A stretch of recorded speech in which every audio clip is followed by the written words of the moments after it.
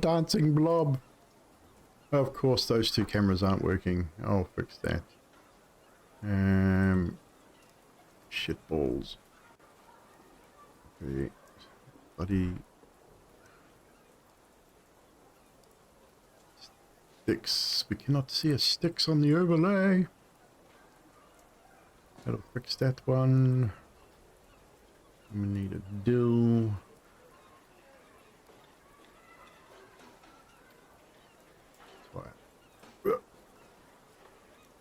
Have a sleep, man.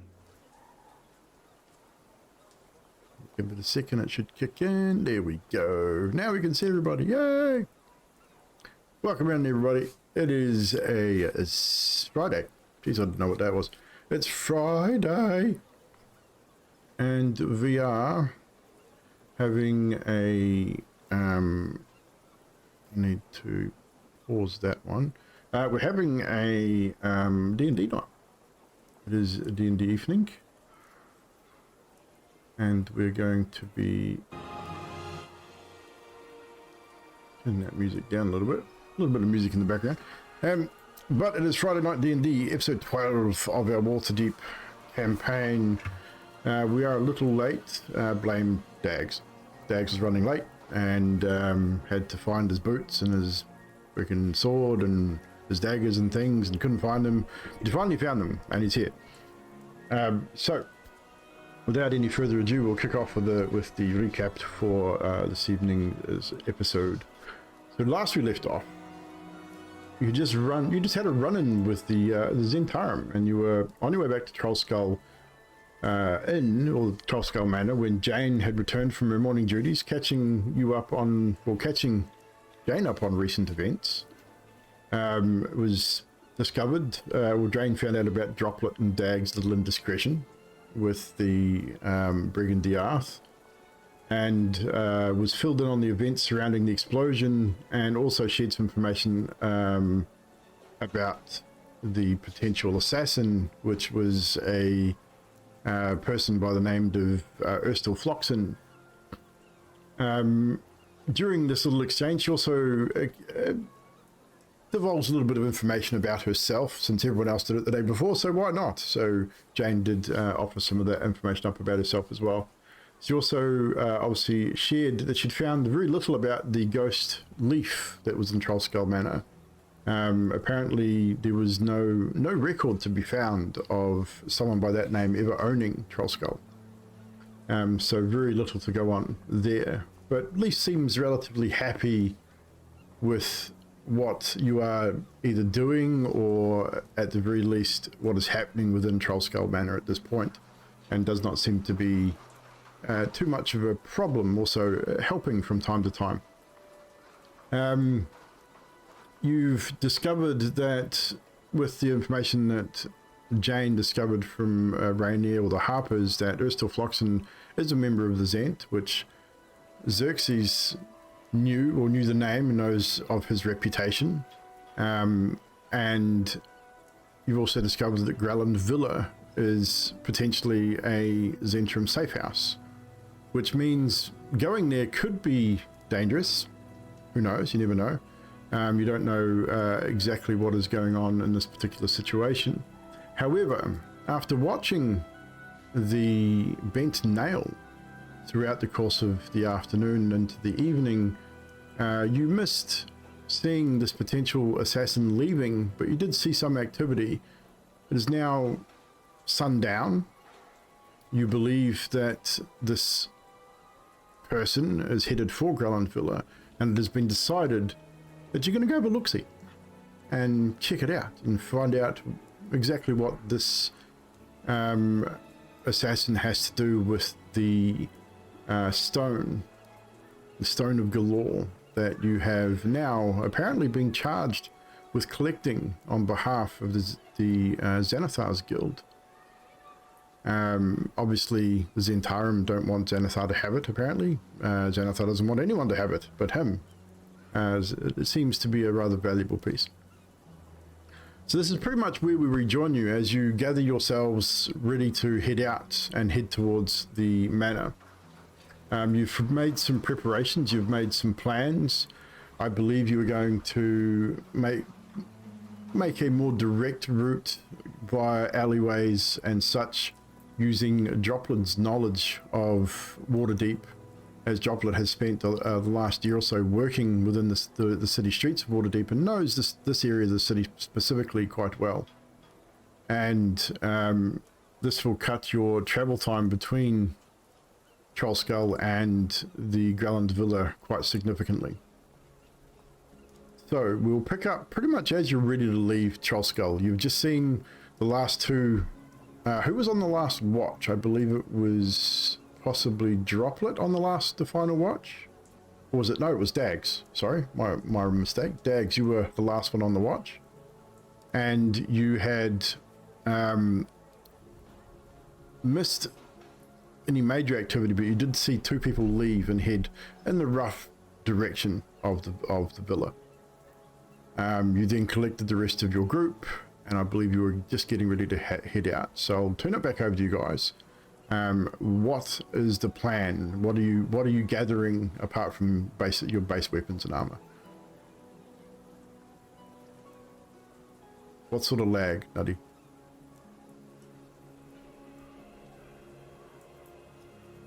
If it's in the stream, doesn't matter. Turn the stream off. You don't need it up.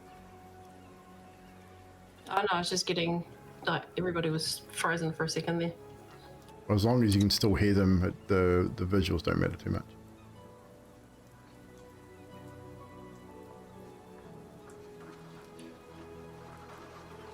Robert will just be grabbing his usual katana, really, and then getting ready to go.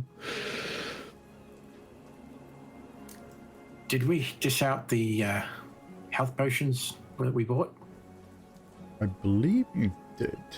Give me 1 second. Let's check so. your inventories. I believe you did, because most of you have at least 2 each by the looks of it. So I believe you did. Check your inventories just to make sure. But most of you should have at least 2 healing potions each, I believe. I have none. You're a healer, you don't need any. Yeah, you weren't with us at the time. I'll let you off then. Sharing people? No, it's alright, I have spells. So you're a healer, what do you need fucking healing potions for? In case I run out of spells? Alright. So I'm going to be prepared with my flail at my side and my shield. But don't expect me to be too quiet. This is not easy to walk in. And your face on, I hope. Yes. Yes. Thank you. Until I need to take it off. Right.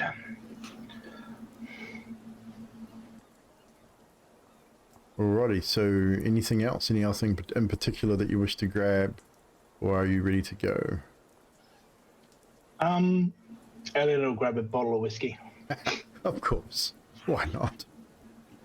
Elliot stops by the kitchen and grabs a full bottle of, or stops by the bar, not the kitchen, and grabs a full bottle of whiskey down from the shelf.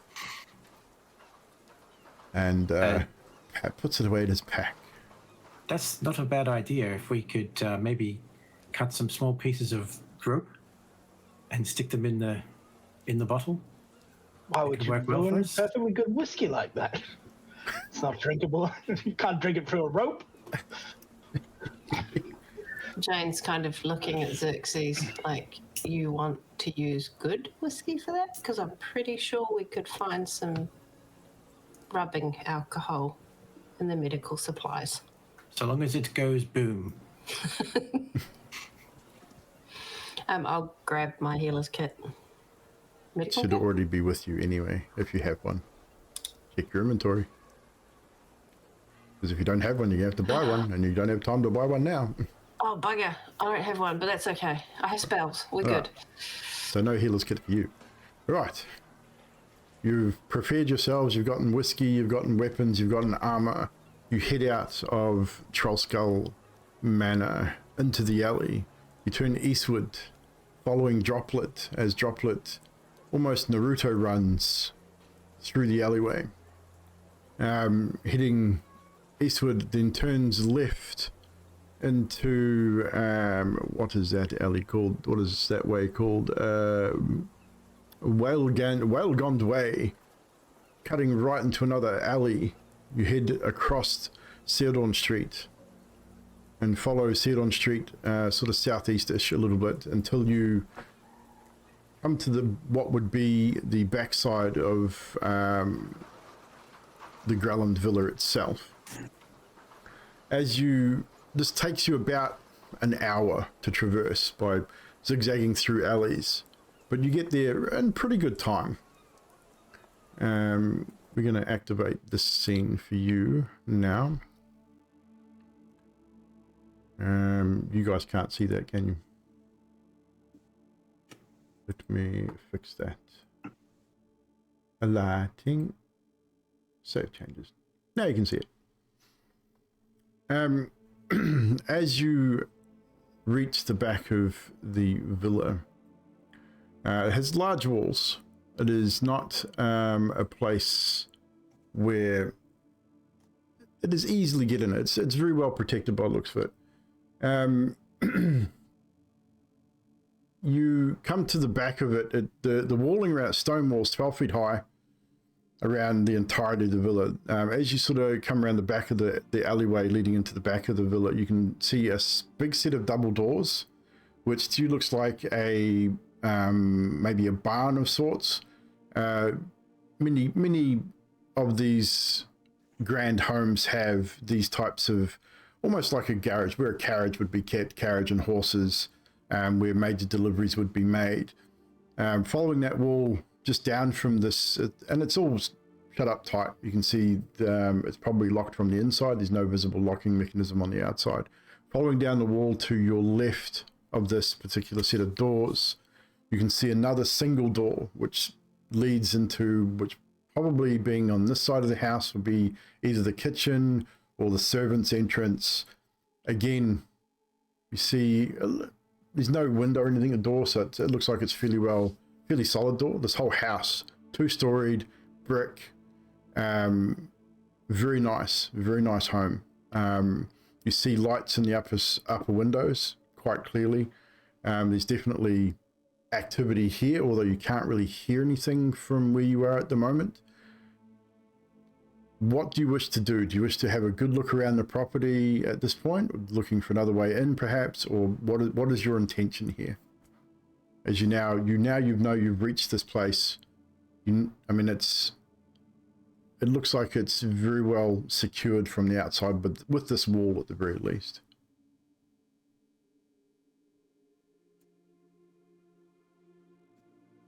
Upon arrival, Droplet will cease Naruto running, turn to the rest of the team catching up behind him, and just gesture with one entire wing at the manor.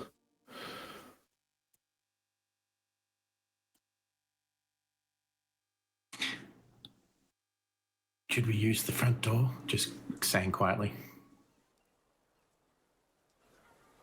I mean, does anyone know where the front door is? I swear I came past this place as a younger man, and it was a quite fine brothel. I swear this was the one. I can't remember where the door is, though. You could put your wing down now, Droplet. We know we're here.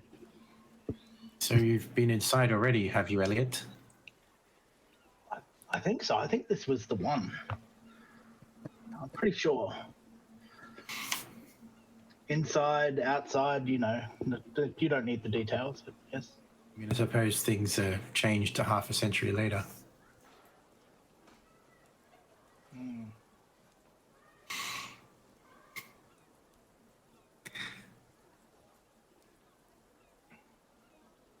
What about you, Dags? Do you think you can sneak in? Well, maybe me, but I don't know about all of us. I could always spider in. Droplet takes this moment to pull his hood just down a little further over his face and enters a crouched little sneaky mode. Tries to step into the shadows. So again, just to let you know where you're currently standing, you've got a 12-foot high wall.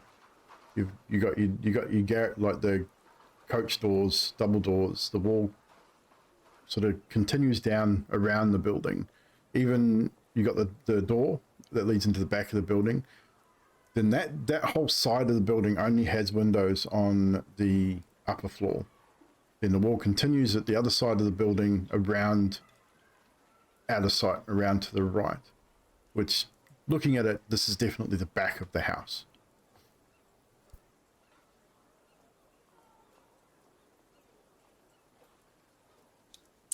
Does it appear to be any guards? Sorry, Nutty. Not on the outside, not that you can see. If you wanted to make a perception roll, you can have a listen to see if you can hear anything from this side of the wall. It's up to you. I don't think I have your tokens on this, so I can't make the roll, so you have to do it from your sheet. On the concept of a perception check, Droplet would sort of jump to grab the ledge of the wall and just peer over How it. tall is Droplet?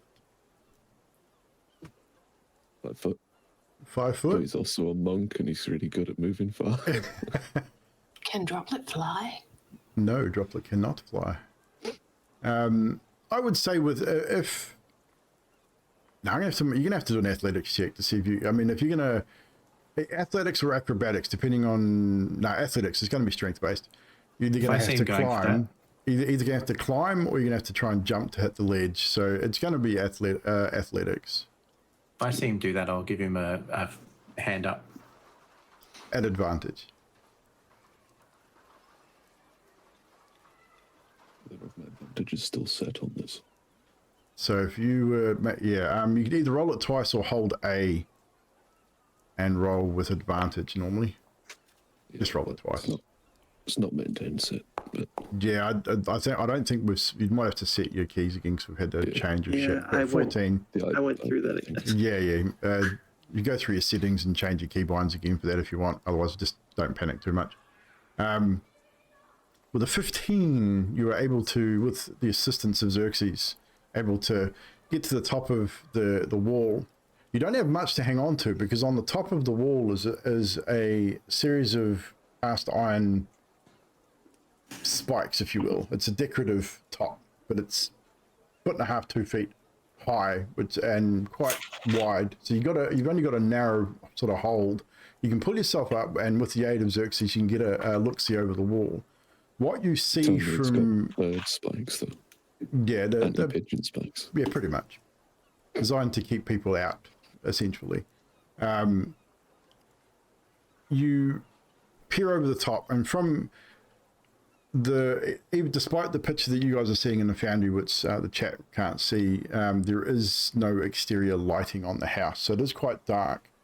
There's a number of trees in and around the outside of the barn, which you can now see the extent of it. It's quite a big barn type building. Has a single door on the side from where you can see it, and a couple of small windows on the back end of it. So you would imagine that would definitely be big enough to house a carriage and maybe 2 or 3 horses, perhaps. Plus another back area which could be for storage or there's definitely something else here. It's quite tall, maybe has a loft in it as well. Past that, with your limited vision, because you do not have dark vision, do you, Droplet?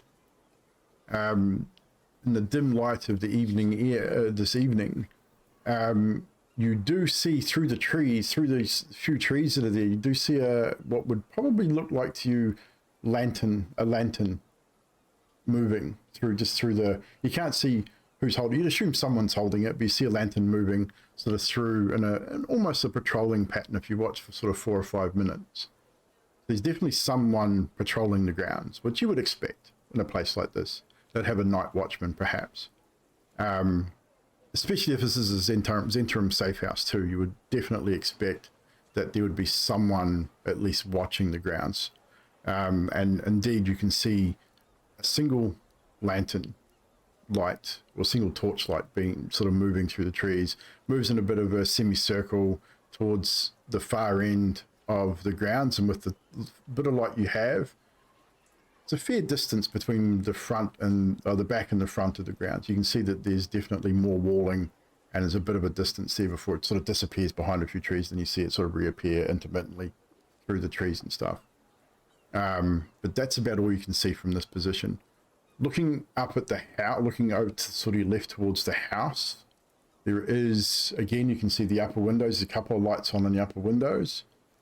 In the lower part of the house, there seems to be another area off, another door, a single door, possibly leading into maybe, like, again, possibly a kitchen or just a back door. Off that, there's almost like an outcropping building, like a lower building, single level dwelling, or attachment to the house. It's attached, which has a single door and a window in it, and it's very long, several windows down one side. Again, pretty dark, can't see exactly what it is, but it is a semi-attached portion of the building as well. That's about all you can see from your current position. Very good.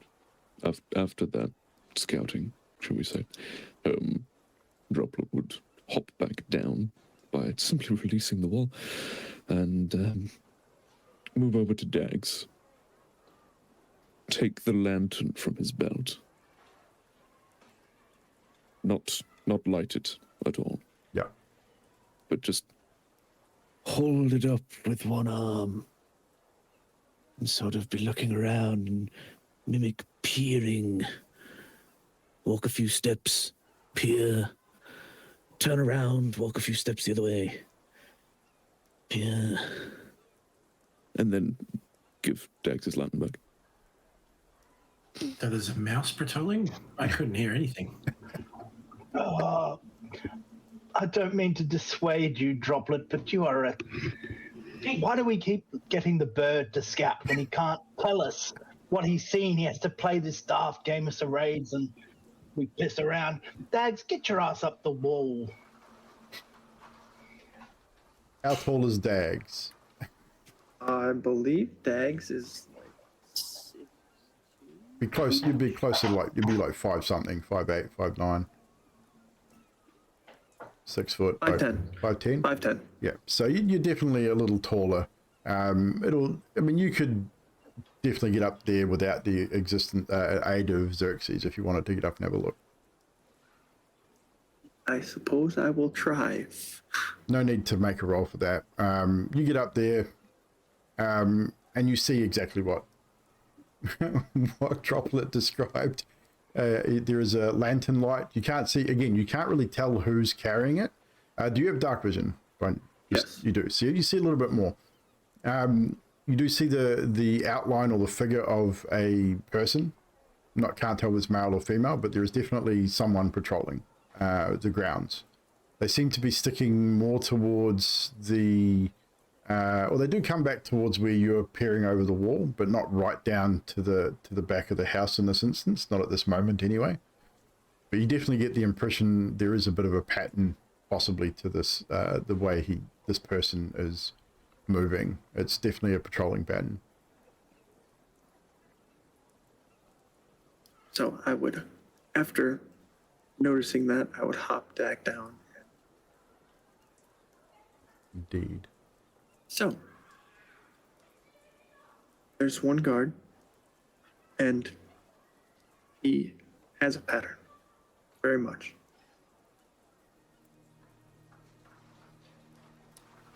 You can get by him. Or even take him down. Sorry, I was going to say. Hang on. Well, We could send Droplet and Dags in to brutally murder them on accident. could just knock on the door and pretend to faint, and then you guys could, distraction. Well, there is a barn, and assuming the picture would make sense, the roof of the barn would be close enough to the balcony, if that's... At this moment, you stand discussing this. The town guard patrol rounds the corner. on the opposite side of where the villa is, and just start slowly walking down the opposite side of the road to you.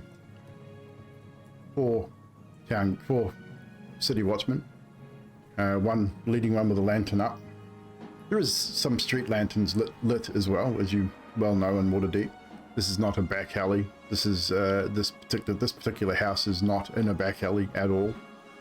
As the city watch start getting closer, you notice that they do glance your way, sort of taking note. They keep walking in this instance. They don't stop and say anything at this point, but they walk down past the end of the wall and make their right turn and head in another direction, moving away. You can hear the footsteps moving away. And now that you realise, now that you've seen these, you sort of look down this road and back up the other way. There is people around. This is a major city. This is not a quiet alley. Not like Trollskull's generally pretty quiet at night, but this particular area is not.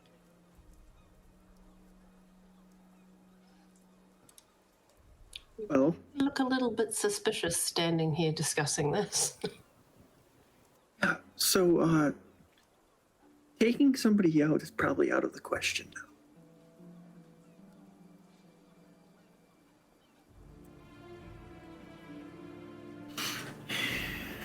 Could you take them out without killing them? Well, Good old, we don't saw put how it well back in that the went last time. I did say you and not both of you. To hell's with this. And Elliot climbs up the wall and off the other side. Do you climb over the wall? Yeah. You will have to make a dexterity check as you get to the top. I mean, getting up and over it for Elliot is probably not an issue, but navigating the spiky bit at the top might take a little bit. So just a dexterity check for me as you navigate the spiky bit. And a nat 20 from the old dude. Flips you all the bird on the way back. As Elliot, up the wall, very deftly and up over the top, manages to pull himself up, gets a foot on either side, and then just pushes himself over, and you hear the thud as he lands on the other side. What are you all doing? I'll just look at one of the boys and say, give me a foot up and I'm going to follow him. So who's helping Jane? I will help. Jane, you navigate the top. A dex check from you as well, please. Not a save, just a check.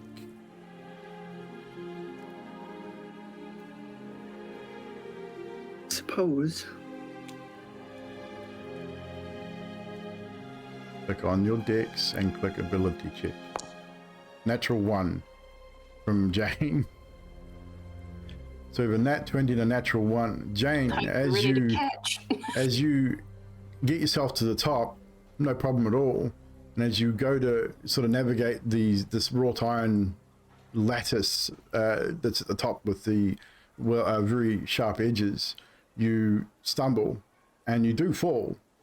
You catch yourself as you tumble down the side, and one of the spikes slices up the side of your arm. You will take 2 points of slashing damage, which you can remove from your character sheet if you remember how. If you don't, let me know and I'll do it. You take 2 points of damage, and Elliot, you see this happen. I'll give you a chance to make a quick dex check to see if you're able to stop her from taking further damage as she falls 12 feet to the ground. 21. Elliot is a little spry this evening, it seems, and manages to step forward and breaks your fall. He's been remembering those past nights. The whiskey. And indeed, you manage to catch Jane and prevent her from taking any further damage, falling the 12 feet from the top of this wall. You've joined me, Miss Smith. I will make just a quick Nice roll catch. here. That did smash a little bit on the way down. Droplet will be seeing this stumble and he'll dash to the other side of the street, where he will he will mimic the howl of the wolf, and then click his fingers and start doing a little tappy dance on the cobbles. Fucking hell.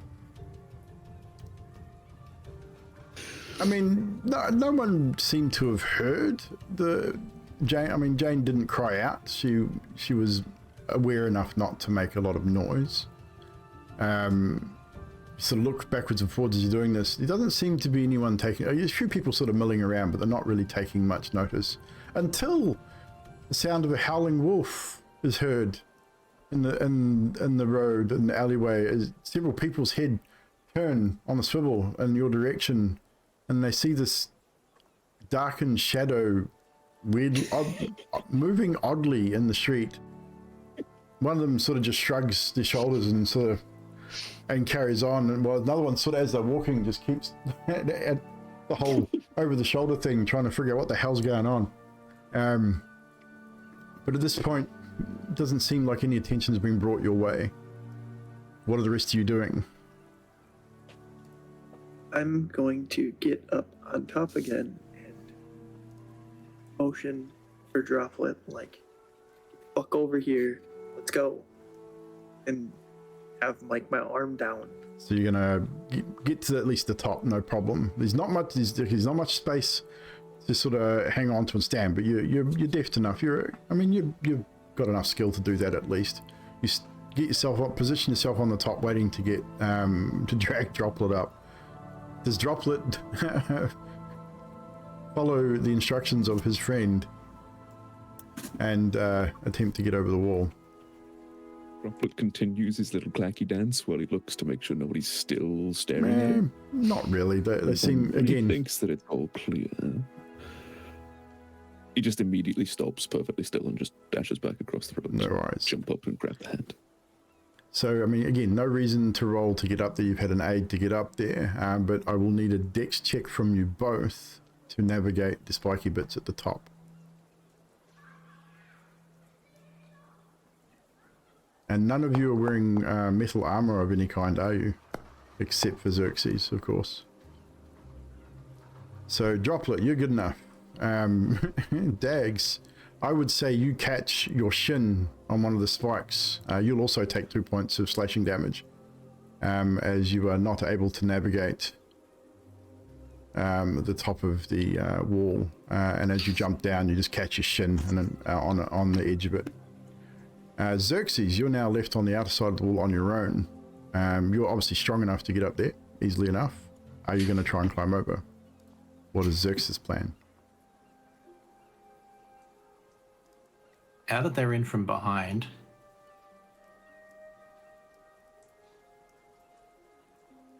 I'm going to look up at Dags, and I'm just going to say, so you need a distraction. And I'll walk around to find the front of the house. Okay, so Xerxes is leaving you to it. So Dags, before you step off and hurt yourself, Xerxes says he's going to go around to the front, or going to cause a distraction of sorts. Leaving the four of you in the back section, or the back part of Gralhund Villa. You can see the lantern light and amongst out probably about 25 or 30 feet from your current position, moving in about the trees. It's moving away from you at this point, so it is a reasonable distance from where you're at. Where you're standing, immediately to your right is the stable building. You've got a single door that you can see from this area. It is getting rather dark, so that your vision is becoming rather limited now, but you're about 10 feet from this building, so you can see the shape of a door in the building. From the little bit of light that's spilling out from the upper windows of the building to your left, you can see a single door to your left, steps leading up to it, and then to the right of that door, another single door which leads into this attached room, should I say. It's like a single storied attachment to the main house. Several windows, darkened windows across the length of this building. As I said, you got this other light sort of heading out there. We'll leave you there just for a moment, and we'll follow Xerxes for a short time. So Xerxes, which way are you going to head round the front? To your right or to your left? I'll head around to the left. You follow the path of the city watch that you saw earlier, and you head past the single door leading into the back of this house. You pass the back of the house, a couple of lit windows in the upper story, spilling light out into the darkened street in the areas where the street lights don't illuminate. You make a right turn following the road around the left-hand side of the villa. Again, a couple of windows, couple darkened, one with light in it as you move down that side of this house. 30, 40, 50 feet, you follow the wall, eventually coming to another right turn on one of the larger streets of Waterdeep, a well-lit area. As you move forward, two large gates closed, wooden gates, iron band, spikes along, again, that same ornate lattice work spiked across the top as it is all the way along this wall. Lights on the gates to illuminate the gate. There is a pull chain on the left-hand side of the gate, which you would probably realize maybe a bell of some sort to alert people that someone is there. The wall continues further down the road that you can see. Again, from the front of the house now, from where you are standing the road, you can see the upper story of the house, darkened window in front of you. You assume that the front doors would be somewhere on this side of the house, though you cannot see them from your current position. After having a quick look around to see that nobody is around me, I will there's go a ahead. few people in this road. It's not a quiet road. I will try and find a dark spot if there is one. I mean, there's shadows around you can. What is your intention, so we can get an idea of what we're trying to do here? I want to cast a spell on myself. And you want to move to an area where you're less likely to be seen. Okay, so roll a stealth check for me, which obviously will be a disadvantage. Don't forget chat. If you're in the chat, you have exclamation point PADV, which will give the players an advantage, and you have exclamation point DM ADV. You don't get to do it, Nutty. That's an automatic disadvantage for your next roll. So this is for the viewers to do, not the players. But a 22 with a disadvantage. That's not too bad. A 12. 12, sorry. Should have read that wrong. Should have let it go. But a 12. As far as you're aware, you're hidden enough. You find a darker spot on the street, not illuminated by a street lamp. You believe no one's watching. What spell are you casting? I'm casting Sanctuary on myself. And what does Sanctuary do? There we go. So you ward a creature within range against attack. Until the spell ends, any creature who targets the warded creature with an attack or harmful spell must make a wisdom saving throw. On a failed save, the creature must choose a new target or lose the attack or spell. The spell does not protect the warded creature from area effects, such as explosion or fireball. Okay. Do you have a small silver mirror? Because that is a gold cost to it. It's not a gold cost, but it is a material. I do have my holy symbol. Up to you. Yeah, well, yeah. Silver cost gold. I mean, I'll let it go for this, but just bear in mind, anything that says silver or gold to me will have a gold cost to it for the future. But we'll let this one go for now. Easy enough done. I mean, Sanctuary is a spell you know reasonably well. How long does that last? 1 minute. There you go, 1 minute. And as soon as I'm finished casting that on myself, I'll walk to the front gate, I will ring the bell, and at the top of my voice, I will call out, Urstol Floxin! Okay. So you guys would probably hear this, even though you're a reasonable distance away, you would hear Xerxes call out. What you will see is the lantern stop and then move in the direction of the voice. As it moves into a more clearer spot of this area where you guys from where you are now, this lantern moves into an area, you can see that it illuminate the front gates And the shadow that falls back off the gate towards this person, you can see it's a single figure, looks to be male. He is flanked by what looks to be 2 dogs, one on either side. He sort of motions, you sort of see him sort of look down and motion. The dogs both sit as he walks up to the gate. And you Xerxes, on the other side here. Who goes there? What is your business this time of night? I will just roar as loud as I can again. Urstol Floxin! Piss off, you drunken fool! No one here by that name.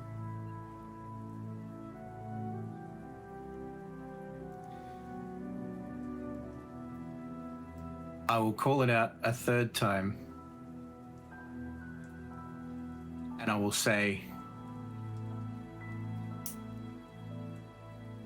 come out and seize Evldoa. The person at the gate, you hear a shoo, and a little peep door, sliding peep door opens up on the gate. Lantern, so you can see the dude's face. He's probably a guy maybe in his 40 or 50s, human. Looks through and simply says, "Fuck off! Go sleep it off somewhere." Slams the thing shut.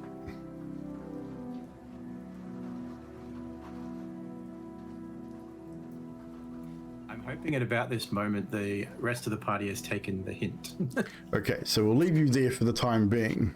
So in this moment, you guys hear Xerxes call out from the gate. You see this man walk up to the gate. The 2 dogs sit in almost like a pathway, driveway type deal. This could give you an opportunity to move quickly and stealthily if you wish. What are you going to do at this point? As Dags, you would realize straight away that this is Xerxes's distraction, per se. Shall we? Shall we what? Sure. And I'm going to point towards the door with like the long extended part of the building. Okay, so you got 2 doors there. There's the door that goes into the house, and then a door that goes into the extension part. Yeah, I would point at the extension part. Okay. I think we should probably follow that guard and let Xerxes in. Well, there's 2 dogs. I don't know if you can see that. I'm thinking about them. Yeah, I'm not murdering dogs. Yeah, and dogs tend to bark, and barking brings attention. True. So if we get inside, and then maybe we can come back outside when the guard's back here and let him in. True, actually, that's probably not a silly idea. Maybe Droplet stays outside and sneaks around, or I stay outside and sneak around, or gotta go. Droplet drops You down got into speak mode. seconds to figure this out, guys. Just bear in mind, you are on a time constraint right here. You stay outside, Dags. No point having Droplet out here. You can't tell anyone anything. True. Kane, Droplet, let's go to the door. Stealth mode. Droplet dashes So- to the door in stealth mode. We need, obviously, the 2 that are heading towards the door. Well, actually, you'd all need to make a stealth check at this point. I would be heading say, with them as well.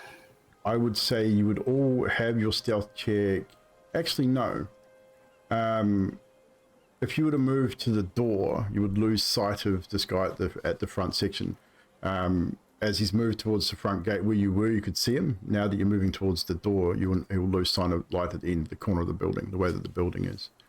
So your stealth checks will be just regular stealth checks.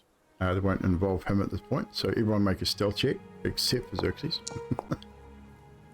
If I'm staying there, If you're staying near, yours will be, I would say, just a regular stealth check as well. So you're going to keep line of sight on this dude. because I'm going to attempt to wait for him to come back this way. Okay. To go. So better. we've got Pretty average stealth checks. Dags, yours is a little low, but for all intents and purposes, you're pretty stealthy. So what is the intent of the group at the door? Which door? Are you looking at the door to the outbuilding or the door to the main house? Which one did you point to, Dags? I think he pointed to the Outbuilding. one of the outbuilding. That's where we'll go then. Okay, so you'll head to that door there. So you walk up a set of stone stairs which leads you to this particular door. It's closed. Seems quiet. What are you doing? Try and open the door. That's what doors are for. It Open is. Who's opening the door? Elliot will open the door. Elliot, your hand reaches out to the handle of the door. You pull the handle down. It opens. It's not locked. Very trusting, these people. Do you proceed in? Might as well die in somewhere fancy, right? Let's go. So, do you all head in, is the question. Droplet heads in sneaky beaky like. I mean, your stealth checks are pretty evident. Yeah, they are what they are. They are what they are, indeed. So as you move into this area, you now sort of see what it is. But even though it is dark, and I believe none of you have dark vision.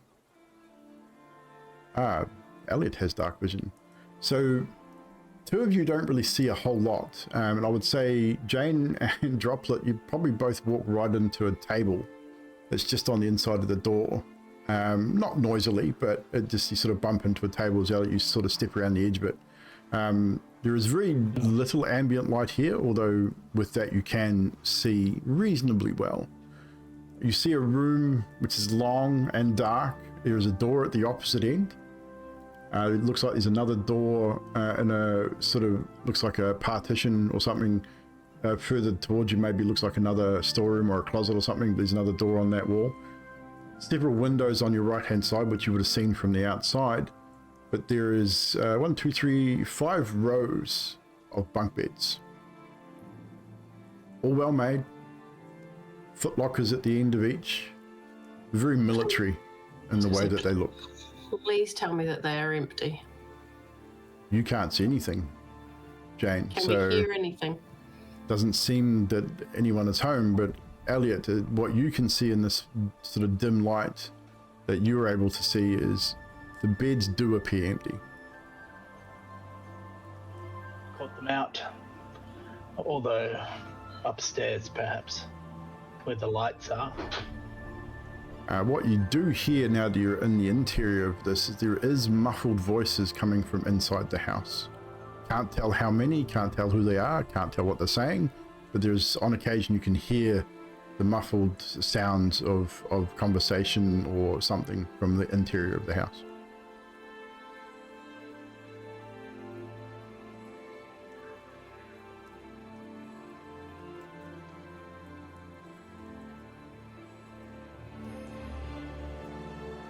What are you doing? Got a way to get Xerxes in here. We're probably in for a fight either way. You don't think he'll just climb the fence like the rest of us, do you?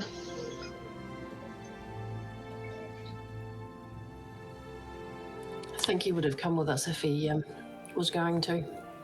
At that moment, you won't. I don't know what you're doing, but at the same moment outside, I'm like bashing on the gate. We'll leave you guys there just for a moment. Dags, what you see is you watch, just sort of peer around the edge of the building. You can still see the man at the gate, the dog still seated. You start hearing the banging, the pounding on the gate. And the man sort of, you hear him sort of say something, you're not sure what it is, and the dogs both stand at his side. And you get the impression that something not good's about to happen as he steps forward to the latch on the gate. Do you do anything? What you would hear on the opposite side of the gate, Xerxes, is the distinct growling of 2 large dogs. Dags, are you going to do anything in this moment? Yes. What are you going to do? I am going to use prestidigitation. What is the range on that? It's 10 feet, but it's a noise. So, well, noise, visual. Yeah, because you're a good. Let's have a look here. Yeah, you're sort of 70 odd feet away from this guy. Well, I'm making a noise, so I didn't know if that would. What noise are you making, and where are you going to make it? I'm going to make it in between me and them. Yep. And what And it's going to type be of noise are you going to try and make? just a loud whistle, like a. Okay. Let's see what happens here. Give me 1 second.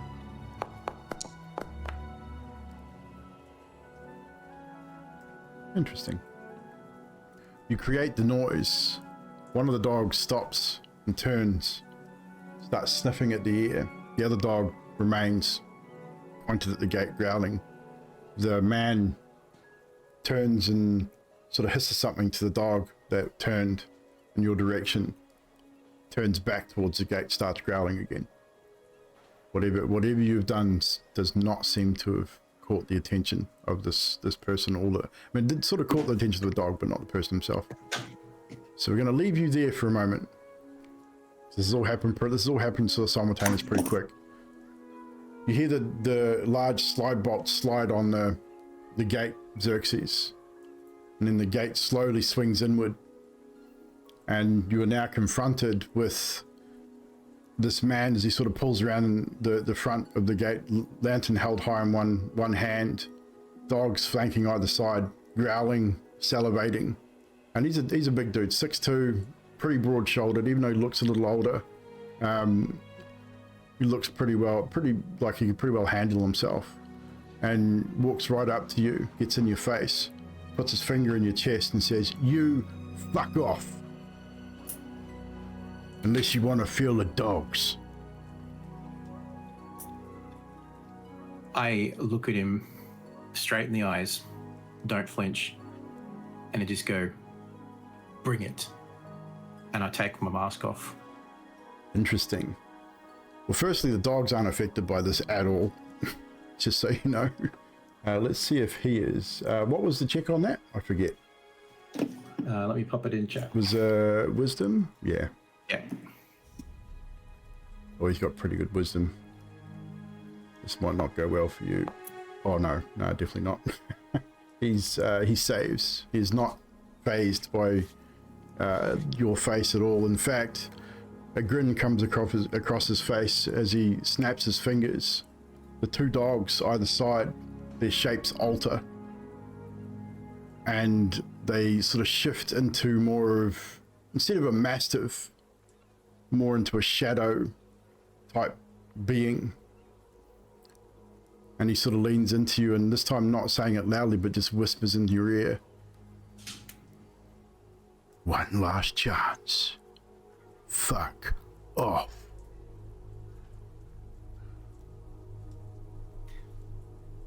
One last chance. Bring me Urstol Floxin. And at this point, he stiffens up and says, "Oi! I got a problem." And do you look over your shoulder because he's looking past you? No. What you do hear is several footsteps coming up from behind you in this instant. What you will see, Dags, is you're peering through here from your distance, 4 city watchmen coming up from behind Xerxes. The man steps back from you, Xerxes. As he does so, he puts a hand down beside the dogs, and as they step back, they retake their more physical form, and he takes a step back from you. And as you hear these armored individuals coming up behind you, one on either side, as far as you can tell, as they come into your vision, you see the armor of the City Watch. One of them sort of steps not in between you two, but beside you to sort of get a view of sort of what's going on, and says, All right. What's happening? What the hell are you doing here? Talking to you. I haven't put my mask back on. Doesn't seem worried. And I will say, I want my revenge for this. The man who aided in doing this is inside. Fuck, you're ugly. Sorry, that was uncalled for. However, revenge is not something we do here in Waterdeep. If you want to call this man out, you call this man out in the court of law, and you can get your revenge that way, or take it outside the fucking city. Not here in Waterdeep. Go sleep it off.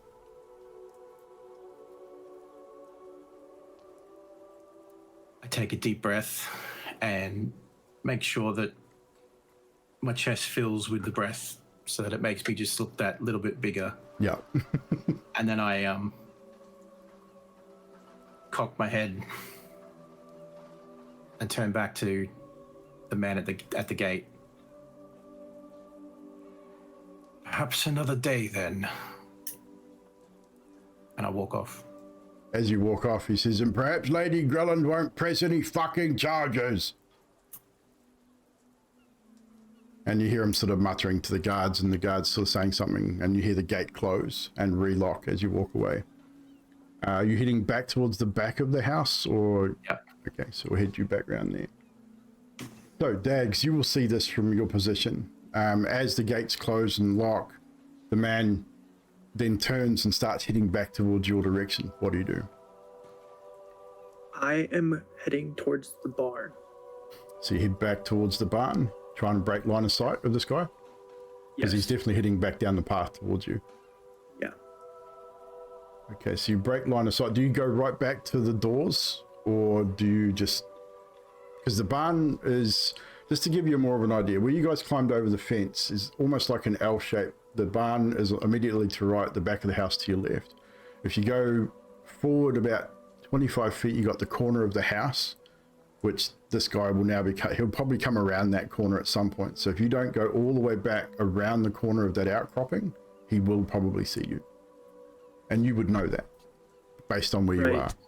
So I would get to a point where I would be safe for a fair amount, like the longest amount of time. Okay, so you would probably come right back down towards the door that these guys have just gone in, because that'd be your only way to break line of sight if he was to break the corner of the house.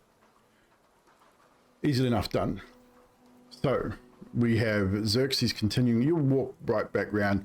You'll notice that the city guard watch you and probably follow you for a little bit as well, just to see where you're going to go.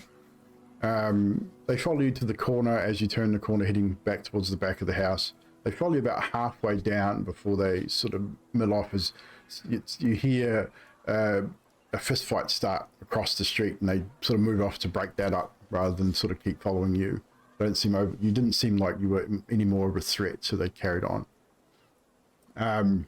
So we'll leave you there for a moment. We head back to the three in this room. So it looks like a barracks of sorts. That's probably the only way to describe the rigidity of the bedding, the militarized fashion in which this place is. I mean, Elliot, it's clean. This is not the type of room that would house just anyone. The way the beds are laid out, the foot lockers, you've got tables where they would eat.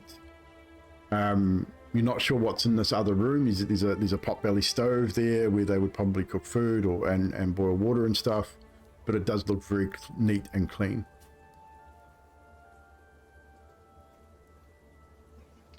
I wonder what's taking them so long. Do you investigate further? Yeah, Elliot sort of like just meanders around, poking around, like not really efficiently, just sort of like passing the time. So no point in make any roll for that if you're not really intently looking for anything. Your passive perception is high enough that, again, you know, this whole place is just, it looks very militaristic, very militarized.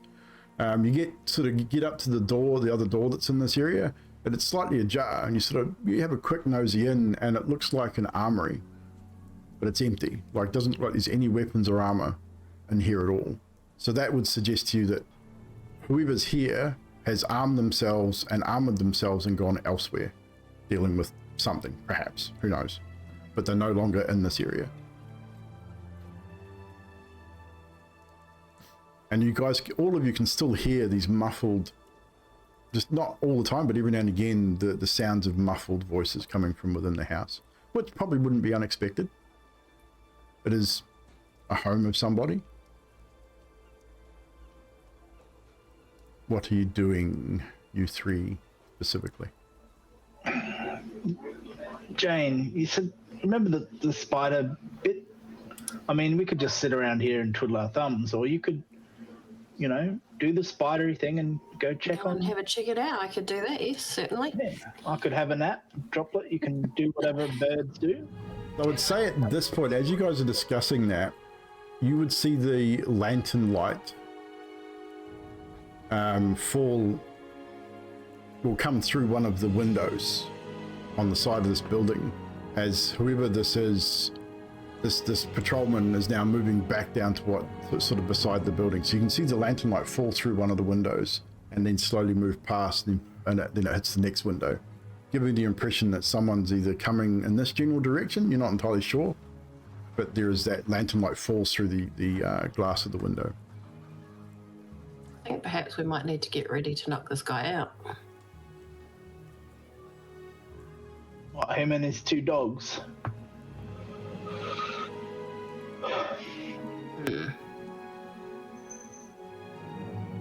They might be really nice dogs if, you know, treated them right.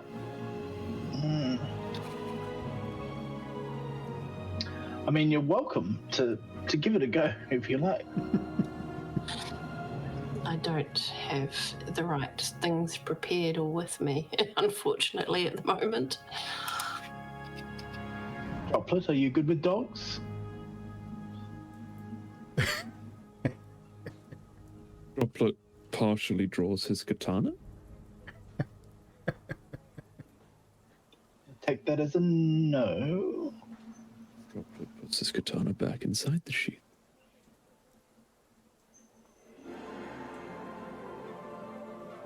So what are you doing, guys? Elliot sits on one of the beds. So you just do nothing at this point? I've taken a load off. I'm waiting for Spider-Woman and... Okay, so again, we'll leave you there just briefly because we now have Dags to deal with. Dags, you're on the outside of the building, just on the corner of this outcropping building. And I'm assuming you're watching, peering around the corner, watching to see what's going to happen with this patrolman. You see the lantern light spill out from the corner of the house as he starts making his way in your general direction. The two dogs flanking him as he does so. You notice, again, the torchlight, the lantern light is quite evident now as he moves past the second window for you guys the inside. Dags, you can see as you sort of peer around the corner that he's heading in your direction. This is obviously part of his patrol to check these doors or check the stable. He's definitely coming to wherever you are. What do you do? So, am I still like within ability to get into the barn? No. The barn doors were closed, and he would have seen you if you were standing anywhere near the barn. You moved around towards this outcropping house, which put you around the corner out of sight. The whole side of the barn would have been visible to him as he came around the corner. So you would have known that.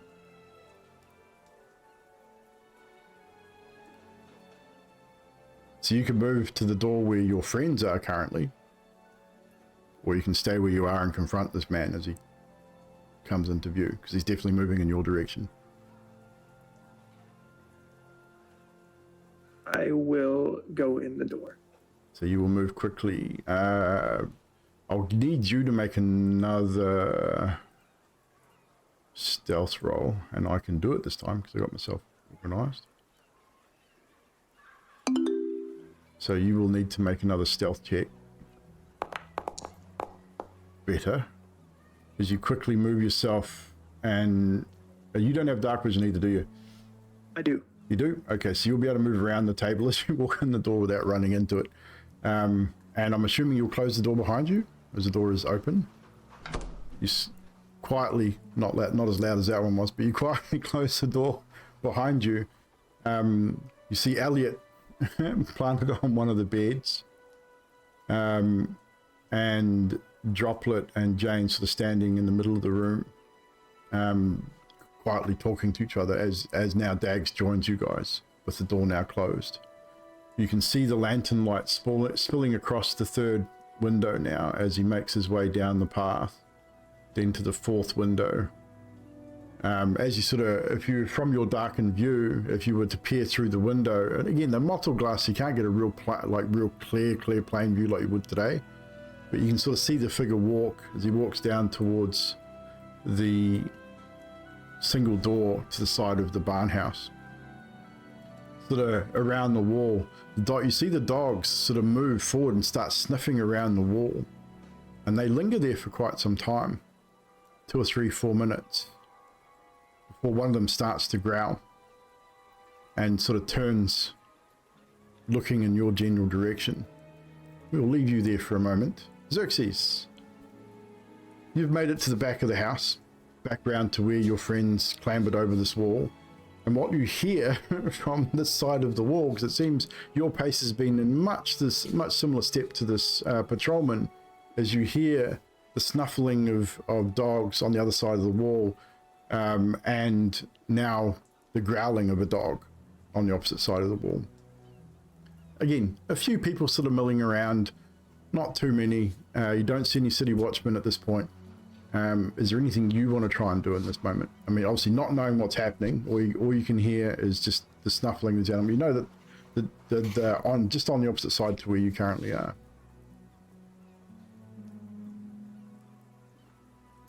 I want to jump and grab the top of the wall and just hold myself up just enough to peep over the top. You'd be strong enough to do that. I mean, your strength is not too bad. You do, however, have metal armor on,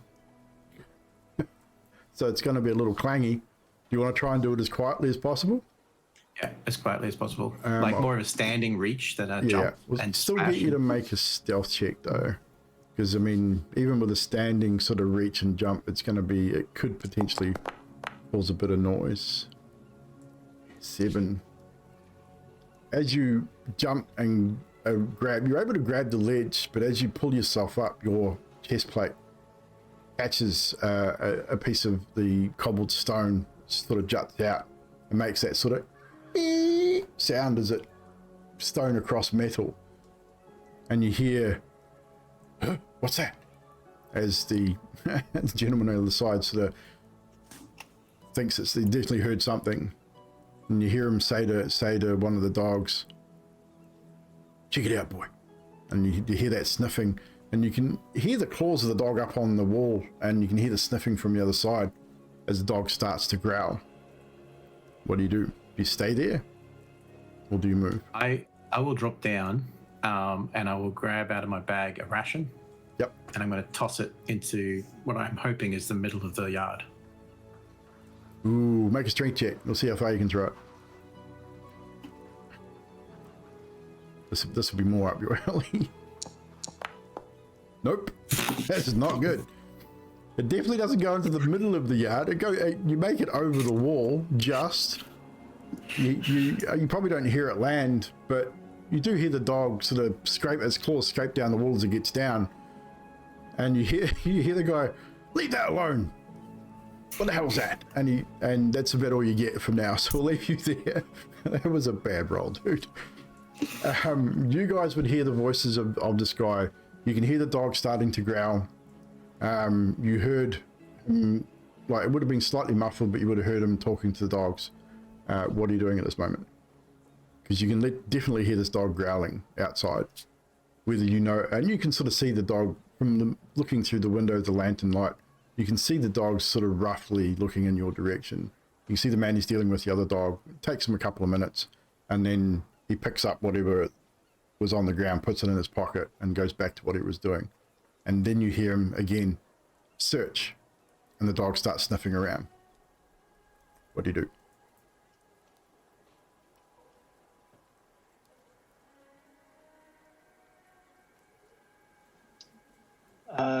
Dags, where Where's Xerxes? The guard. They had like a little conversation, I'm guessing, and then also. Check your mic, do it's cutting out a little bit. Yeah. Oh, the guard with the dogs. They had like a conversation. He opened the gate. Dogs kind of like went all weird and like spooky, kind of like you. And then I saw some guards, like city guards, come up to Xerxes. And then yeah, I came in here. Right. Well, kind of, but yeah, pretty much. Any idea how he's gonna get himself in here? No. But I'm guessing that was Xerxes outside. Right. I wonder how the guard would react if he suddenly found a bear or a wolf in the barracks. I don't think we want to fuck with those dogs. That's because you're not a dog. But they're Doesn't sound like Or Zen be dogs it. either. yeah, they like were like shadowy and stuff. Yeah. I do have less qualms about killing them now. Not normal dogs. What are you doing, guys? He's getting the dogs are getting closer. Fuck me sideways. Let's go and try and help get Xerxes in and deal with this man with these fucking shadow dogs. If in that case, we may as well let them eat more dogs, because then there'd be noise in the house. Ooh. I will wild shape into a bear. You know, wild shape into a bear. Okay. Let's. Okay, that's fair. Was his katana?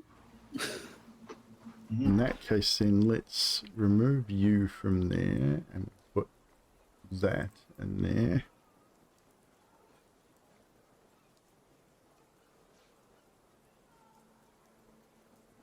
Let's make sure. Give me 1 second. I'm just setting up the potential situation here. And Right. I'm just gonna sit next to the door and look at the guys that say you're gonna open it or what. So, Dags is still by the door. So, Nutty Bear, well, Jane Bear, sorry, has moved to the door. Expect looking at you, Dags, is to say, well,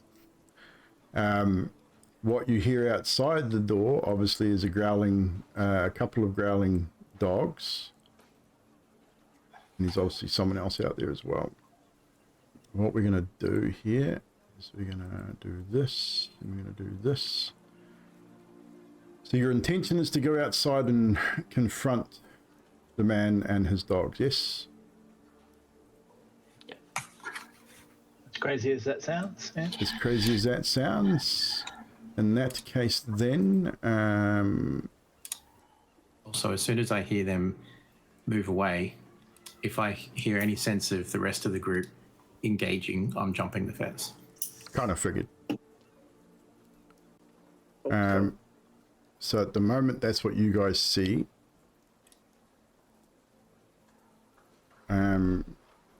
So we'll just deal with that in a moment.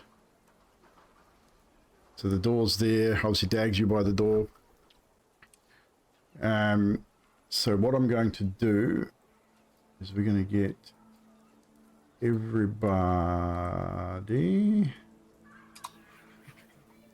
to roll initiative.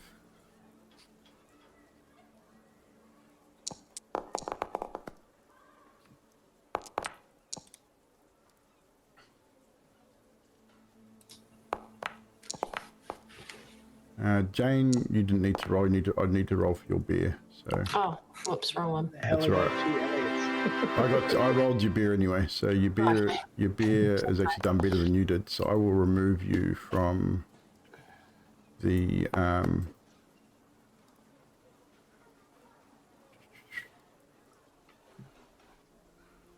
is odd. Grim. Remove combatants. So I'm going to remove Jane from the initiative order. I'm just going to shut Need Jane. to remove Elliot Duskborn too. There's two of me. Oh, there's two. Why is there two of you? I have no idea. That's weird. Oh, maybe. Oh, I know why. That was my One of fault. them's a token and one of them's not. Yep. Remove combatant. There we go. Elliot Dustborn is removed. So we should all be there now. We're gonna do that. We're gonna remove that. We're gonna remove that. And then we're gonna go to the scene over here. And of course all the cameras are up the ship. Let me fix the cameras before we get started, guys.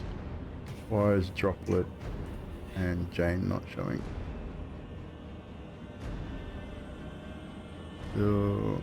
Okay, why do I not have your guys' cameras? Wait. I'll fix them. Give me a second. Browser. Add existing. And not a. Sorry about this, chat. We've had a slight technological malfunction with the cameras. For some reason, these cameras got removed.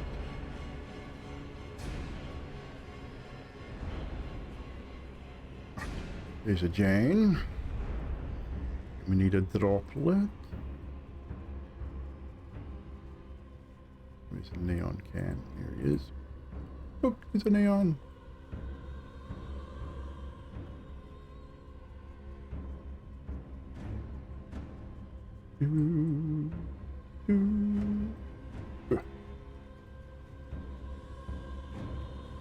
Right, here we go. So we have our battle cam there. So at the moment we have, obviously inside of the bunker house is the four of you. We've got, you can see old Xerxes on the outside there. So, why is that net one still working over there? Give me a second. That one should be off. There we go. Question, yes. How do you pop out the combat tracker? You can't. Oh, okay. Yeah, For no, some you reason I can't. thought you could pop it out. as a Actually, little- if you right click it, I think. If you right click on the... No, No, it's all good. I just shortened it. Yeah, I can right click on it and it gives me a pop out, so I'm not sure if that's the same for you guys. But you should see the chat underneath it, like your roles in underneath it anyway. Yeah. But anywho, so Elliot, you have the first initiative here. We will say that you open the door dags for the Jane Bear.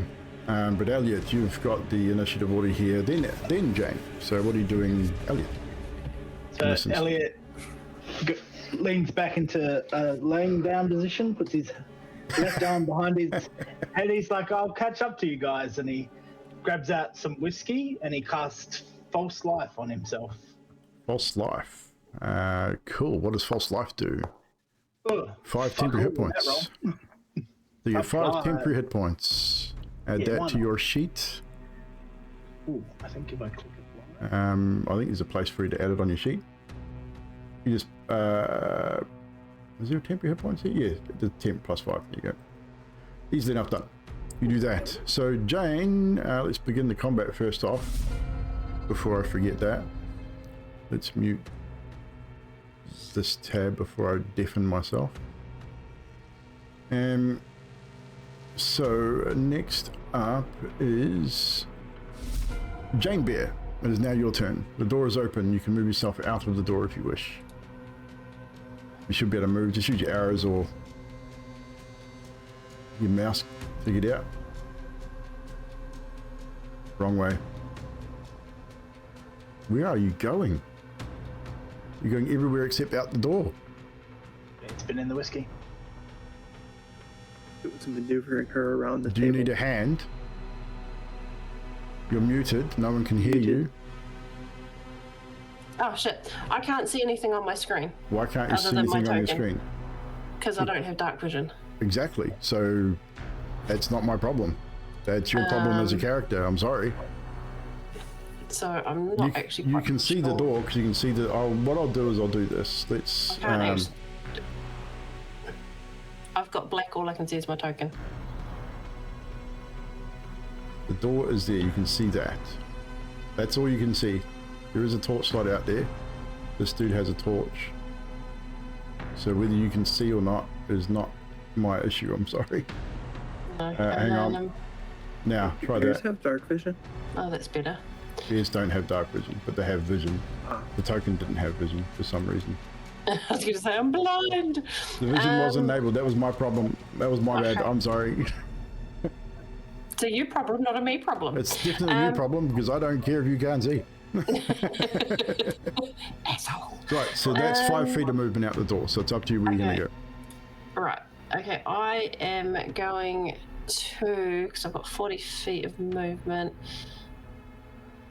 I want to have a go at this one here. Well, then move to it.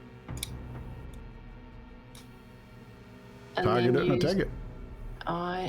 Why is it not letting me mark it? Because you have to either use Alt click or you right click and hit the target icon. Alt click. There, look at that. You targeted it. Woohoo! Bloody then learning I'm- stuff. Shush. And I'm gonna do that. Oh crap. No, you're not going to do that. You're going to get two attacks with its claws. One with its claws, one with its bite. So you're going to Yeah. use those attacks, not the multi-attack Yes. button. Come on, Nutty. You know this stuff. I've not used my bear before. Click over its features and click on the bite icon, not the name. Click on the actual icon. Look, there you go. Oh, got it. And then claws. Hey, how about you wait till we finish resolving the first attack, eh? Oh, sorry. Jesus. Anywho, the first attack does hit, funnily enough. You give me a chance, okay, to do things before you just take off. I mean, the second hit was a fucking natural one, so you fucked that up. But the first attack does hit, as the bear does make its swiping attack at the the biting attack, bites down on the dog's shoulders, and it takes some damage. Doesn't look too hurt though. The next attack, as you swipe with your claws, the dog is just far too quick and manages to dodge under the large lumbering claw of the bear. Is that your turn, Jane Bear? Yes, that would be your turn. That would be my turn. You don't have a bonus action as a bear.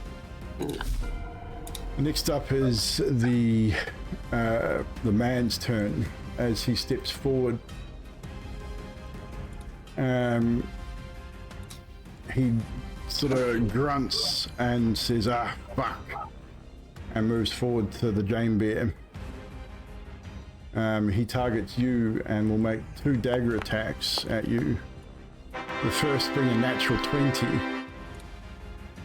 taking 7 points of slashing damage to the bear's hide as he buries the dagger deep. The second attack fails with a 6 and misses. He was possibly really, I don't know, he was really enthusiastic about that first attack, but misses with the second. Droplet, it is now your turn. Dag's on board. Xerxes, you're down the bottom there somewhere, so we'll get to you. Any damage What damage? from the first attack? I've already given it to you. You don't have to worry about that.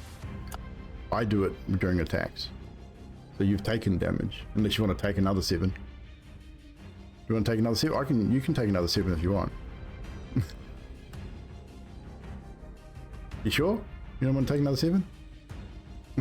Alright, Dags, your turn. Dags, it's your turn. Droplet. You're muted. Dags or droplet? Droplet, then. sorry. My bad. Dags, you're all the way on the other side of your camera. I need to move the camera. Sitting all the way to one side. But I think that's me. And where the fuck is your camera?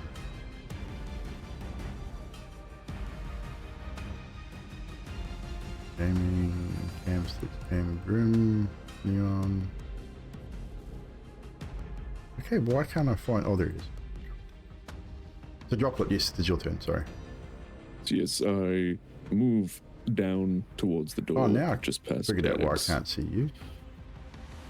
You're all the way down there. Remember, carry on. All good? Yep. Get up behind Mr. Man. I'm going in for a swat with the katana. You twat him with that katana. I tried at the very least. And that doesn't look great. That's a 10? That's a 10. That does not hit. Should I be attacking with advantage on the flank here? I would say yes with the bear, so roll that again. I'd say you definitely got the flanking there. That still does not hit. Same. That is still a miss, sir. Sorry to say. Follow up with bonus action, just straight punch. No problem.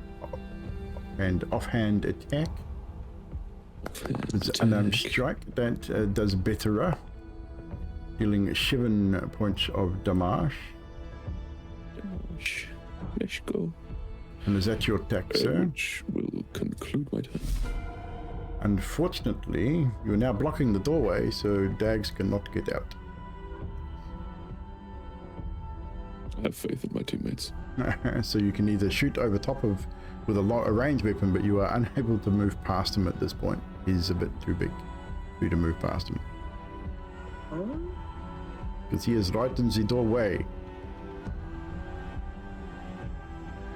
Well, that does change what I was going to do. Yeah, you can move into the doorway and shoot past him, because it will give you line of sight, I believe. But you will not be able to make a melee attack. So I am going to cast Firebolt. Firebolt, no worries. Target the individual you wish to shoot was the firebolt. So alt click or right click and target. Oh, it pinged. I thought that was. Yeah, so you alt click, alt left click. There we go. Got it. Yep. And then cast for firebolt, which will miss, unfortunately. Shoots past him, hitting the wall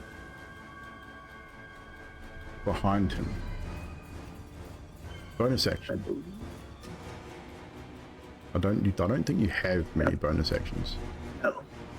So that will be you, that's my unless turn. you want to move away from the door. I would. Okay, you move to there. Yep. That is you. Next up is the Shadow Mastiff, or one of the Shadow Mastiff's turn, who's going to move directly into you there. Birdie boy, Mr. Droplet, is going to target you. And it is going to bite you.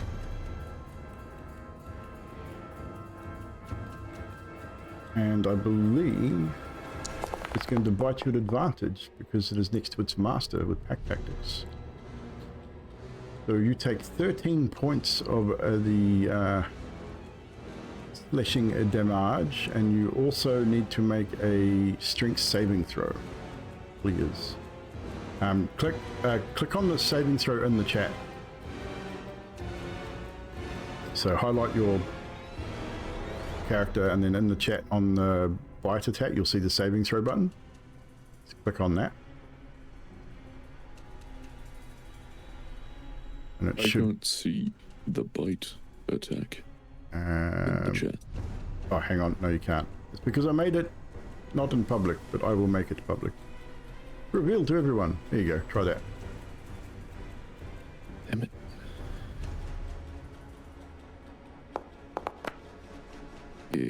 So you failed. So you will take 13 points of piercing damage,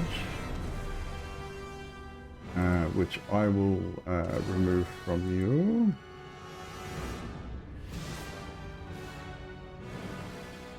And you are also knocked prone as the dog jumps on top of you. Well, basically forces you to the ground with the bite. I will give you the prone. When I can find it, I'll give you the prone condition. I will do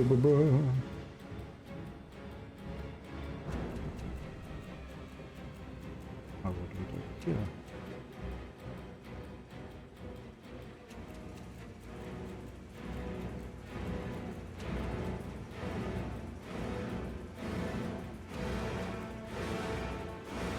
You are now prone. Good sir.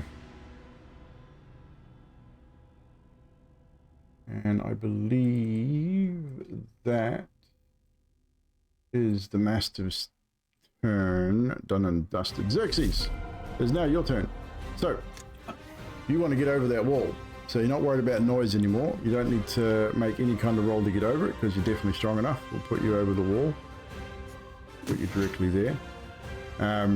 I would say that would use up 10 feet of your movement to get over. I will get you to make a quick dex check though. Just to see if you take any damage coming over the top. Yes, you will.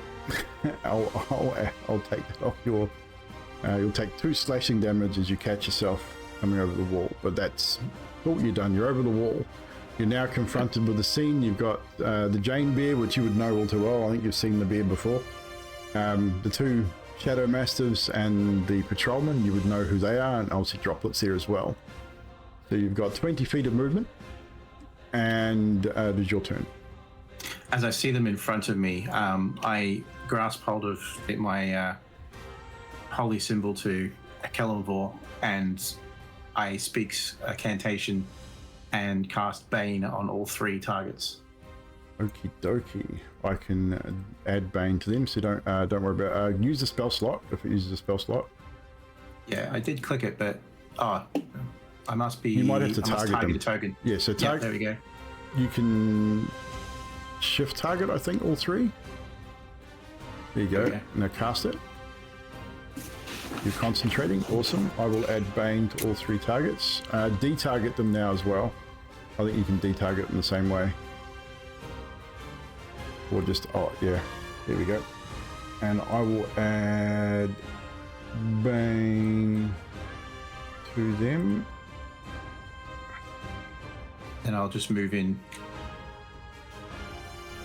So you are concentrating. Move to there for 30 feet. Yep, no worries. So that's your turn. That is my action and movement. Bonus action, if you have one. I do have bonuses, but they will.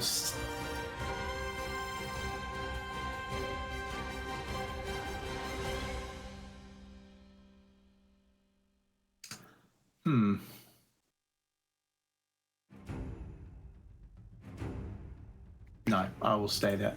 Oh, no worries. So that's your turn. Next up is the Shadow Mastiff that got attacked by the Jane Bear. It's going to attack you back, Jane Bear. And it will attack you with its bite.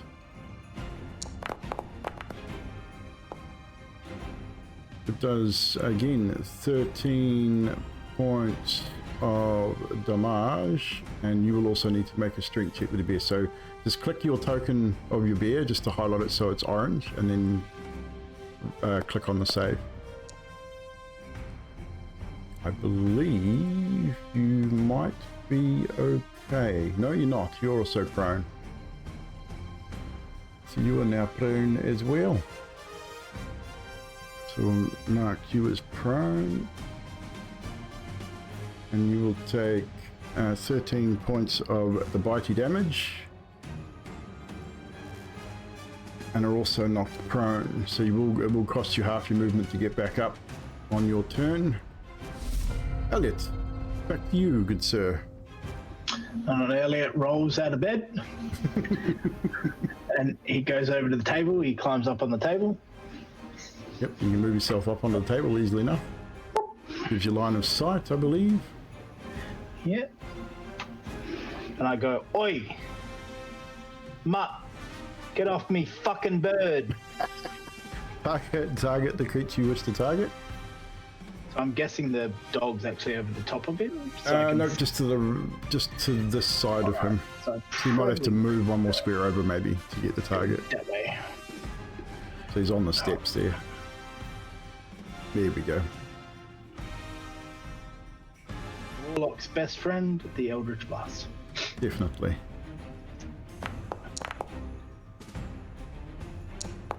Oh, That, I believe, hits the Mastiff. It does, doing 10 points of damage. What does Bane do again? I forget. mood. Sorry, it's a D4 negative of attacks and saving throws. Okay, cool.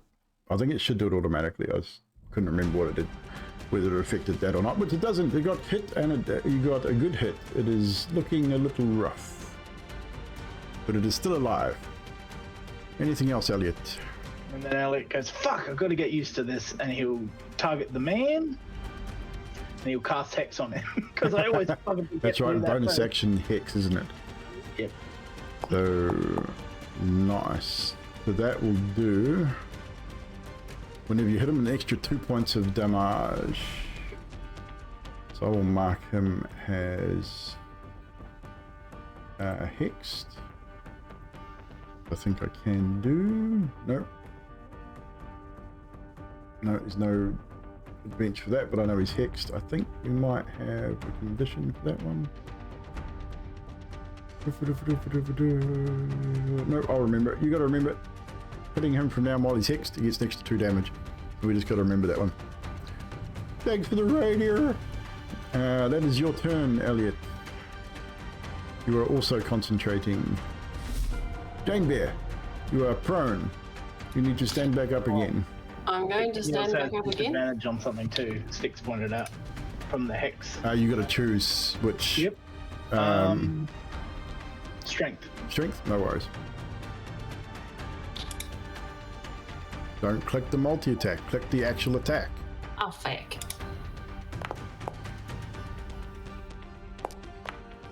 Misses.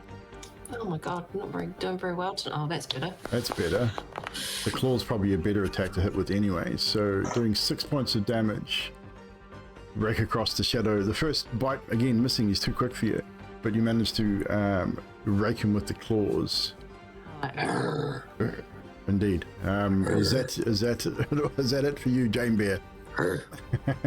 Okay, I'll take that as a yes. Next up is the patrolman. He is going to attack the Jane Bear once again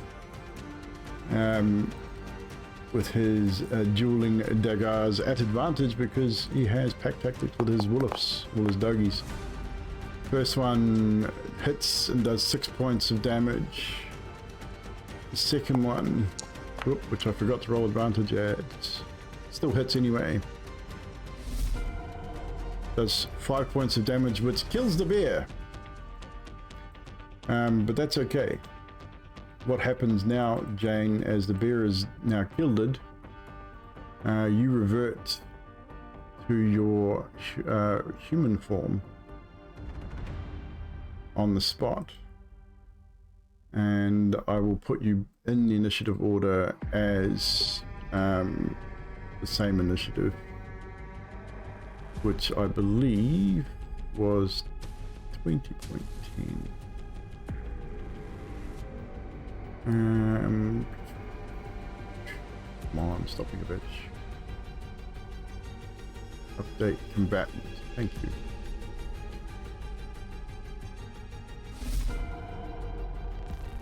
So that is his turn. That is it for him. Doesn't even really seem surprised that your bear form dropped and now you're standing there, sort of blinking at him. Droplet, it is your turn with Dags on board. So, I mean, I guess Hey, Droplet's Commander. gonna get to his feet. have to stand up. Gonna have to stand up. So we will remove the prone from you as you stand up. That's just movement, I lose. That is just movement, yeah. So it doesn't affect your attacks at all. Very good.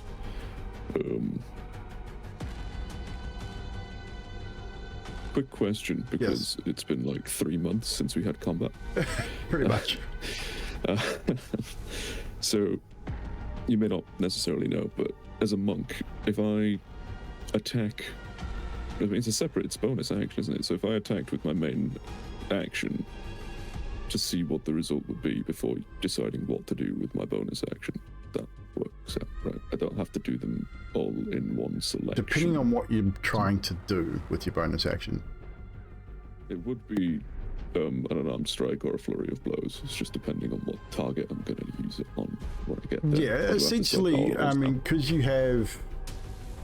I mean, you've got 2 attacks in the attack action, yes? I've got my main attack in my standard action, and then I can use my bonus action for an unarmed strike. That's right, yes. So, yeah. Or you can use this flurry of blows, which gives you another attack in the attack action. Now, flurry of blows costs you a key point. Is that a bonus action? It's a bonus action to use the key point. Yes, okay. So, yeah. And you get 2 more hits. And I get to do 2 unarmed strikes. 2 unarmed strikes instead of 1. Yeah. So yeah, that's your choice. I mean, your bonus action is your bonus action. So your main attack action doesn't have any effect on what your bonus action does. So that's your choice at that moment. So Dropter's going to retarget on Anger Puppy. Okie dokie. Retarget Angry Puppy. And we'll just mimic Jane Bear with the guttural growl, or attacking with the katana with the main hand. A tick. That'll miss.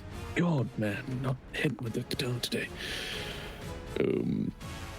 Now, what are the conditions of the flurry of blows? Do you have to hit with your main action to trigger flurry of blows? I don't think you do. It doesn't say so. I think you just got to spend the action. Yeah, I think all you've got to do is spend the key point.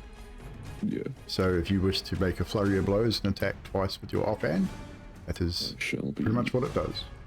Doing exactly that. Mark off a key point. Spend your key point. 2 punchies. Good sir. Punchy, punchy. Punchy number 1. Punchy number 1. That hits. Dealing 6 points of the bludgeoning type damage. The dog yelps. That also hits. Punch. Dealing 4 points of punchy damage. The dog is still up, but it has taken damage. Feels weird to punch a shadow dog too. Like it's almost incorporeal, but you feel like you're hitting something.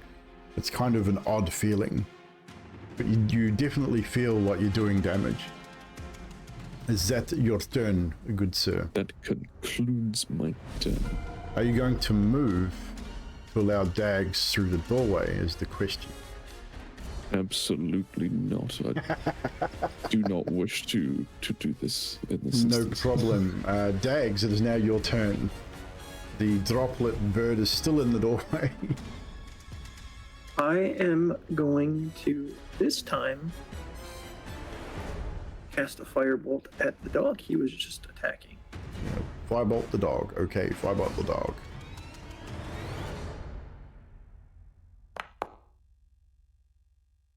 That misses. Again, the firebolt goes wide, missing everything and striking the grass next to Xerxes. The sizzle. Is that your turn, Dags? Yes, Dags is just going to kind of hang his head in the wind. It is now the Shadow Mastiff's turn, and Droplet, it is going to re-attack you once again.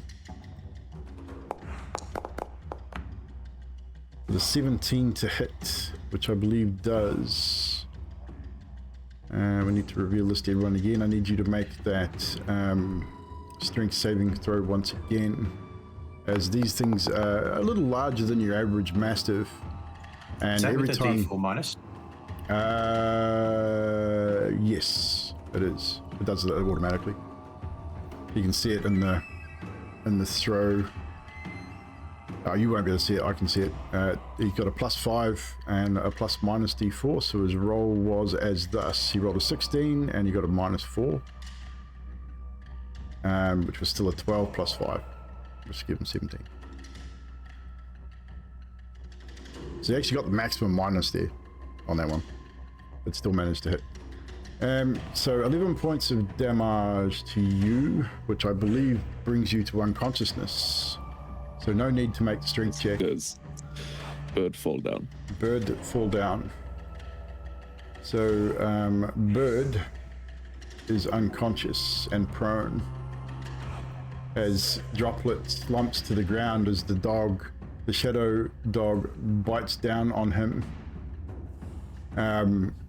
and immediately drops him to the ground.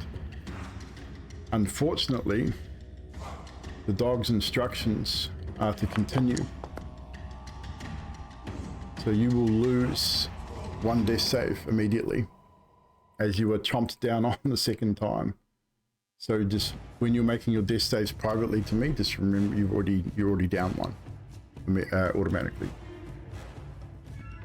That is the dog's turn. Xerxes, it is now your turn. You've seen Droplet under the large chomp of the shadow dog go down, and you've seen the dog go in for another bite on now unconscious Droplet. What do you do? I call out to Dags. Actually, no, sorry. You do not lose this save throw. He missed that. I misread it, so you're good. But he went down for the second bite, just didn't get you. I call out to Dags. You got that, Dags? Give him a potion. And then I move in. Apparently it's not my turn to move my token. No, it's not. It's Elliot's turn. Sorry. Actually, no, it should be your turn. Yeah. Oh, no, it's not, actually. Dags, Shadow. No, it's not your turn. It's Elliot's turn. I misspoke. Huh? It came up on the screen that it was my turn. Yeah, it should be Xerxes' turn. Did The I Mastiff skip? just chewed on. Yeah. Did I skip one too many? I must have. Yeah, I did. Sorry. I skipped one. For some reason, it skipped the other Massive and went straight to Elliot. I walk in and for all of my attacks here and out at this guard, they are intended to be non-lethal. Non-lethal? Okay. And I'm going to swing my flail at him. Flail away. The song on that. Flail away, flail away. 8 points of bludgeoning non-lethal damage. He's still up. He's turned to look at you. Fucking you.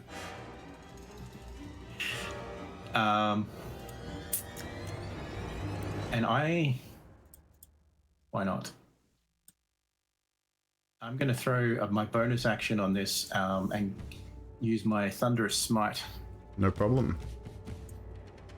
Spin the spell slot. Actually, no, I won't, No, you because won't? it is a concentration. It is. It would 'cause break it's your weird. The bane. new versions are not. Yeah. It will break your bane. Yep, I will leave it at that. Leave it at that. Okay, he turns to you because he's not happy. So that would mean that's your turn?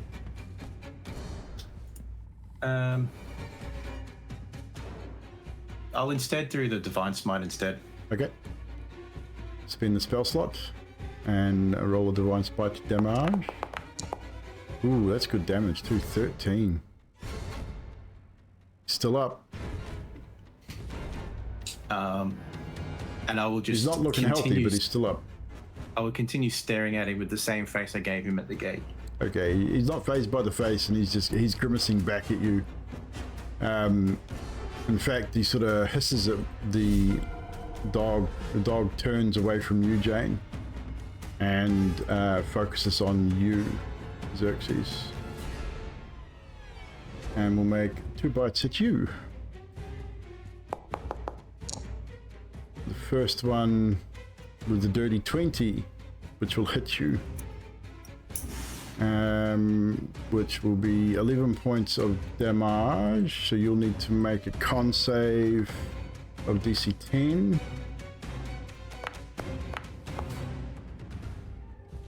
Which you save, so you're good. You can roll that in the chat too. When you take damage, it'll come up in the chat. But that's all good. You saved that one. You'll also It need... did come up on my screen. Oh, it's because I'm rolling it privately. But I can do that one. Yes, gotcha. Yeah, so next one that comes up, I'll bring it up in the chat. You'll also need to make this strength save with the one above it. What I'll do is we'll come over here and we'll turn these to public roles just to make it fucking easier. That is a fail, so you've also been knocked prone. Your concentration is still up, however, but you are now prone, giving... I mean, he's already got advantage on the attack, but he will make his second attack at you.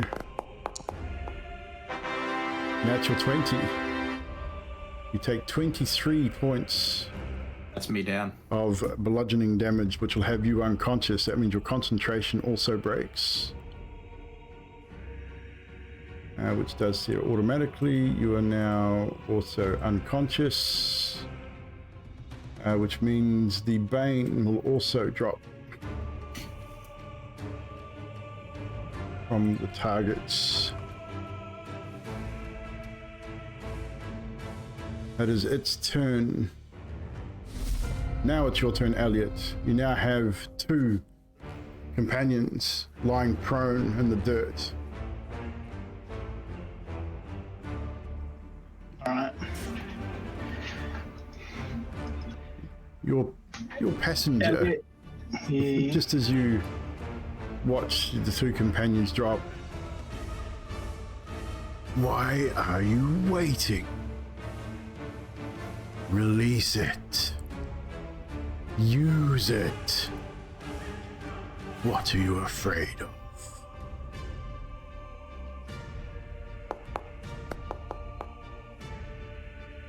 And you release your form of dread. Yes. Daddy, don't leave me here. It's scary. I won't bother changing the token. We all know what your form of dread is now. If you want to re-describe it for everyone, you can, as Elliot's form shifts. Dag's probably the only one that can really see it at this point, but describe it for us again, 'cause it's been a while. So it's shadowy tendrils surround Elliot, and his form grows smaller as he sort of steps out, and it's this visage of a younger Elliot. But as he walks out of the black, his skin starts to flay off, his bones and his clothes start to rot as he walks out, and he has these wings burst out of his back that like are just all rotten and torn to pieces, and they look like they don't work because they don't work. And he just sort of steps down from the table, and he sort of looks dead in the eyes of the mastiff standing over Droplet, and he just, what am I gonna do? What am I gonna do? And as you release the darkness within you and the form takes shape, all you hear inside your mind is just a resounding yes. So he's going full feral, so he's just gonna stab it in the face. So I'll move me down. So now Droplet is prone. You will be able to step out over his body if you wish, or step on his body. Either way. Well, you can leave yourself there. I'll move you. I mean, if we need to move Droplet, but you can step over top and stand over top of Droplet in this moment. I need to remember all the shit that this does. Temporary hit points. Yep. Let's have a look. So you should be able to, because you've already got 5 temporary hit points already. Yeah, it's a bit weird in the chat there. Let's, because you've now up to 7, isn't it? Yeah. Fixed. 7. Hey. All right, I'm gonna stab him. Target him and stab him. That hits, dealing 4 points of slashing damage as you describe how Elliot's darkened form steps forward with the, I'd even assume your weapons are just shadowy weapons of what your existing weapons are as you retrieve them from your shadow form. It's just a shadowy shape of a dagger. How exactly do you reach forward and remove this creature from life? Yeah, so one rotting hand grabs the dog by the head, and the other one just repeatedly stabs the dagger into the side of its throat. Yes, you reach out and you grab it, and it's just stab, stab, stab. Just three quick jabs into the throat, ripping viscera out every time you remove the dagger and replace it back into the wound. And then as you watch the eyes roll back in the Shadow Mastiff's head, you release it, and as it drops to the ground and slumps and hits the ground with that sort of heavy thud, it reforms back into its natural state, the more living state that it was prior. Not that you're phased at all. In this particular form, you care not for the living. You've got more movement if you wish to move. So I will move behind this guy. So you'll step off. Is he wearing like a cloak sort of thing? Yeah. So you step off the landing and step down behind him next to Jane. So Jane, this is the first time you're seeing, as this shadowy form steps out of the room, you can sort of see the resemblance of Elliot in this form, but this is the first time you're seeing this form. So unfortunately, Jane, I'm going to need you to make a wisdom saving throw, as this is the first time you're seeing Elliot in this form, and it's quite frightening to see. Not so much for you, however.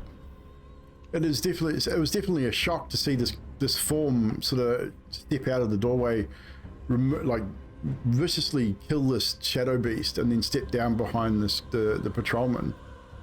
But you realize who it is by looking into its face as it sort of stares back at you, and you can see Elliot behind whatever this is. Somehow you know it's him. So Elliot, we'll finish off your turn. So Elliot just grabs the back of his cloak and pulls it and goes, "Daddy, I don't want to do this anymore." And that's his turn. Roll intimidation. I feel that's appropriate here. I'm going to roll. Actually, do that pretty well.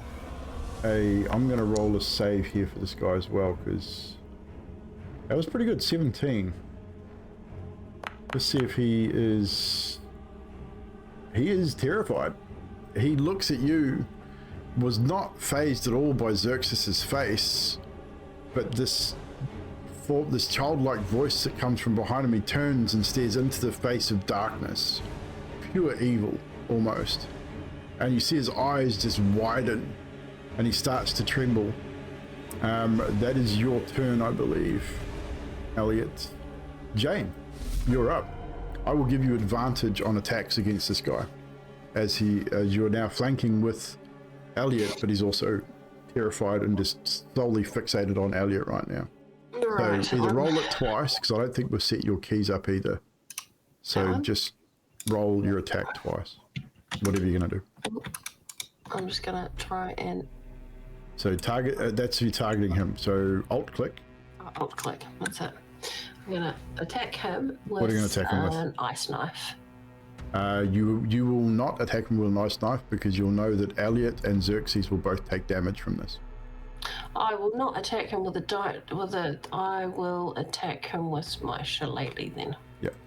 So that'll be a melee attack. Yeah, ice knife does damage to everything within 5 feet. So you'll also take damage from that as well. I'm just trying to find my shillelagh. It'll be in your inventory. Oh no, it'll be under spells. Yeah. Oh, there it is. There it is. It's under your cantrips. That hits. And that wasn't even with advantage. Roll it again, just in case you get a natural 20. No. No, I much prefer the first one. No, we needed to roll it just in case. So he takes... As you do so, your shillelagh is just a magical staff that Well, it's almost like it increases the size of your existing quarterstaff and turns it into a gnarled piece of oaken wood with a gnarled sort of end on it. How do you beat this man to death with it? I'm just going to pick my shillelagh up. You hurt my friends! And smack him over the head with it. And you cave his skull in with a single blow. Because that was a bonus action, essentially, my shillelagh. Yes, it is a bonus action, indeed. Am I able to then use my action? I'm going to wander on over to Xerxes. You don't need to wander. You're right. He's right next to you. I'm going to... Yep, okay, well, I'm going to touch him. And what are you going to Cure cast as wounds. an action? Cure wounds? Cure wounds. No worries. Did you target him? Yep. Oh, you did too. Awesome. So 11 points of healing. So Xerxes, your eyes flutter open. You're still prone, but you're no longer unconscious. And you have 11 points of healing from... Well done. It's the best use of that I've seen for a while. Well done, Jane, as you bring Xerxes back to life. Is that your turn, Jane? Yes? No? I'm muted, yes, Yeah, okay, it's cool. my turn. So that Sorry. is your turn. So they're all dead. Droplet, your first death saving throw. So private, send it to me, please. I have a question. Yes, sir. Did Dags get it? Dags is next. I'm next. Yeah. He went after you. He went after you before. He's after you. Very good.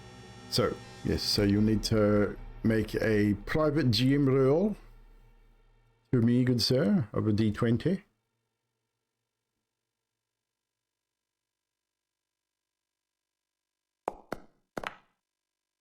Ooh. Okay. Mark that off for me, please. That is your turn. You know what that means, yes? Cool. Dags, it is your turn. And I am going to the droplet. Your mic is still cutting out too, dude. You might need to move it closer I was just looking. or talk at it. Yeah. I'm going to move towards droplet if it'll let me.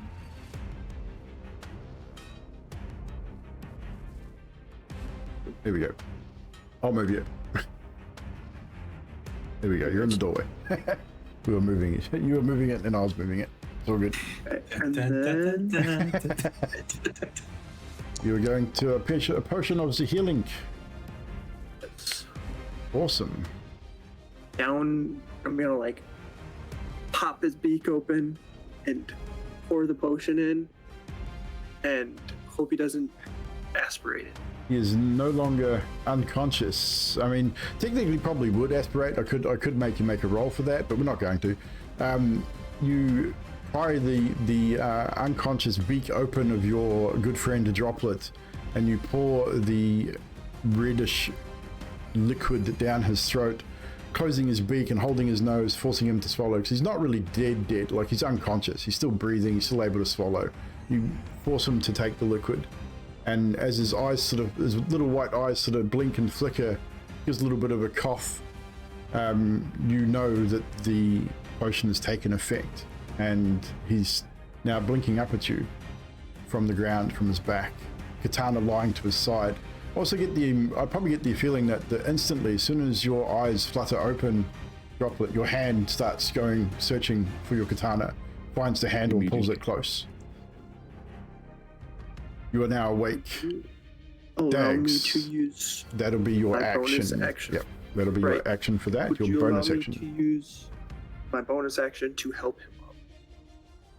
I would allow that. It's Because I don't think the only thing I could do is like dash or I'll allow you to use that, your bonus action, to help him up from prone. It's still going to cost him half his movement in his turn, but it just gets him up quicker. So Right. I'll allow that. So that's your turn. Yep. Xerxes, it is now your turn. There is only one Shadow Mastiff left alive. You are prone, which I'm assuming you're going to stand up. I Well, before I stand up, I look at the body that is deceased in front of me, and Yeah, he's lying in a pool of his own blood with a part of his head stoved in. I will grimace at the regret before taking my flail, and without even standing up, I'm just going to whip it up as an uppercut motion towards the mastiff. Okay.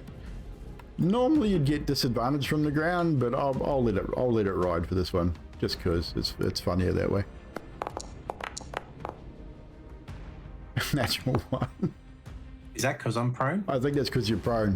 Prone normally gives you disadvantage on the attack, so I think it gave it to you automatically because you've got the condition. So that was a nat 1, unfortunately. So you did miss. I will, as a bonus action, take out my dagger, and I'm going to turn my attention, still prone, back towards the body. And that's it. No worries. I need to fix something here. That nat 1 is not doing what it's supposed to be. Go hide. What that's supposed to do. Nat 1. Scene. No, that one's supposed to be show as well. RP scene, battle scene.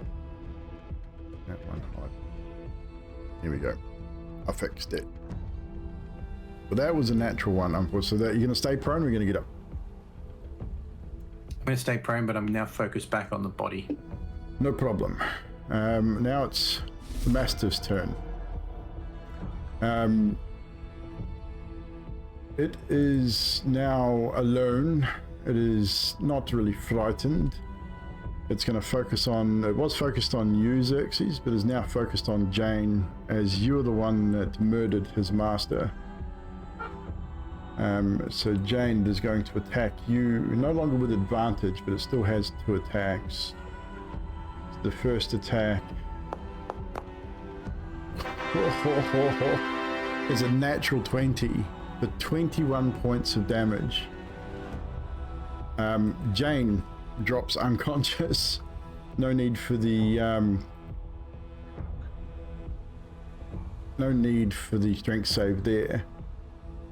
It makes its second attack at you, which will be advantage because you're now prone. It's a dirty 20. You will automatically lose 1 death save. But that is its turn. Back to the top of the initiative order with Elliot. Elliot, in your darkened form, you've seen your 2 friends. Droplet is showing signs of life. He's back to his feet. Xerxes showed signs of life, although still lying prone. He's made an attempt to attack this creature. However, the creature's lunged out and bitten into Jane's upper thigh and ripped a massive chunk of flesh and opened a huge wound, which has caused her to bleed heavily, which has dropped her to the ground unconscious. What do you do? You ended it, lady. You ended it this time. I'll help you. And he just sort of charges up an Eldritch Blast in his hand for a long period of time and just sends it into the dog's face. Go for it. Target and attack, good sir.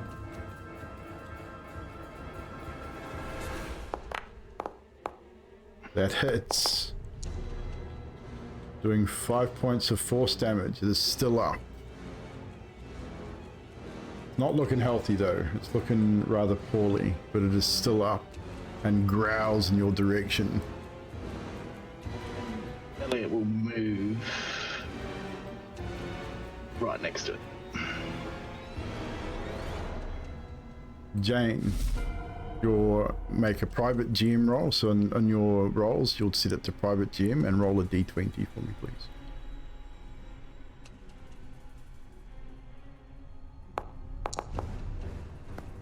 Oh, that was so very nearly a natural 20. That was so close. But anywho, it wasn't. So that's fine. Don't say anything. Mark that off on your sheet. Do you not know how? You should be able to see on your attributes page. You'll see death saves below your wild shape number. You just add the number to the cross or the tick, whichever. You've already got one missing, so you add 1 to the cross, and then for that roll you add either 1 to the tick or the cross, whichever you got. Just so that's just for you, so you can mark it, so you can keep track of it. That is Jane's turn. Droplet, it is now your turn. As you've now back to your feet, you've seen Xerxes show sign of life. He's still prone. This shadowy figure standing in front of you, you know as Elliot. You've seen this before at the Cabble's manor, the Cabble house. You've just seen Jane take a massive bite from this creature and drop to the ground. She's not looking good at all. Creature's not looking good either, but still alive. What do you do? This has used half my movement, hasn't it? You have got 15 feet left. 5, 10, which will get you into melee range if you step over Xerxes' prone body. I have 40 feet of movement as a monk. Okay, so you have 20. You got plenty left then. Just 5, 10. Yeah, I mean, if you were to stand over Jane's down body, either you've got 20 feet of movement. You got more than enough to get there. Yes, I will move and stand over Jane. Yep, no worries. So target these mastaff and do whatever you need to do. Target the mastaff. Sword coming in. Attack him with your sword. That hits. 14. First katana hit of the night. Let's go. And deals enough damage. How do you want to do this, Mr. Droplet? Give us your description of your final blow on the Shadow Mastiff. This bird has had his eyes flicker back to life. He's reached around, he's clutched his katana, he's looking for the danger. Dags has helped him to his feet. He takes a moment of recognition, looking Dags straight in the eyes, before he turns and he sees Xerxes laying down and Jane bleeding on the floor. He wastes not a moment. He dashes straight over Jane's unconscious body, getting in a low stance, and he's already quite short, so covering her as best he can. As he lines up, he's feeling the call of his old mentor and swipes across the face of the Mastiff. His face splits in two as it falls to the ground. Lovely, beautiful description. All I'll add is, as the katana is drawn across the face of the Shadow Mastiff, an entire section of its face doesn't move for a moment, but then just after a second or two, just starts to slide down the front of the skull and hits the ground. As the Mastiff starts to reform back into its natural shape, brain matter, blood, tissue, as it slumps to the ground dead, laying next to its former master, thus bringing our combat to a close. Jane still bleeding heavily on the ground, however. So we're out of initiative, so what are you going to do? Who wants to? We'll start with Xerxes. Are you doing anything in this moment? Yeah, two things. One, I need to make a wisdom saving throw because of the thing you know about. Yes, you do. I forgot about that. Should have made that before, but ooh, that could change a lot of things. We might have to address this. We might have to retcon here something just for a moment. I mean, last time you got me to do it, at advantage, but that might have been a situational thing. I think, yeah, that was definitely situational. Let's have a look here. It was under your biography. I can't remember what we said we were going to do with it. Let me re-share it with you. Yes, it might be an idea, because just bear with us for a moment here, chat. This is a spiritual thing. Oh god, now my Discord's doing a thing. but, Verifying your servers aren't haunted. but two more characters may also see. Yes, they something. may.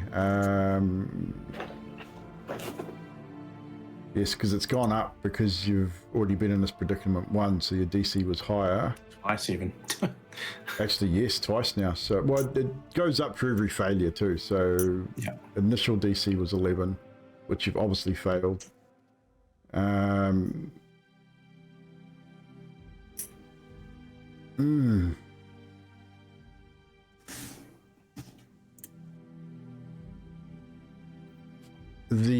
Who healed you?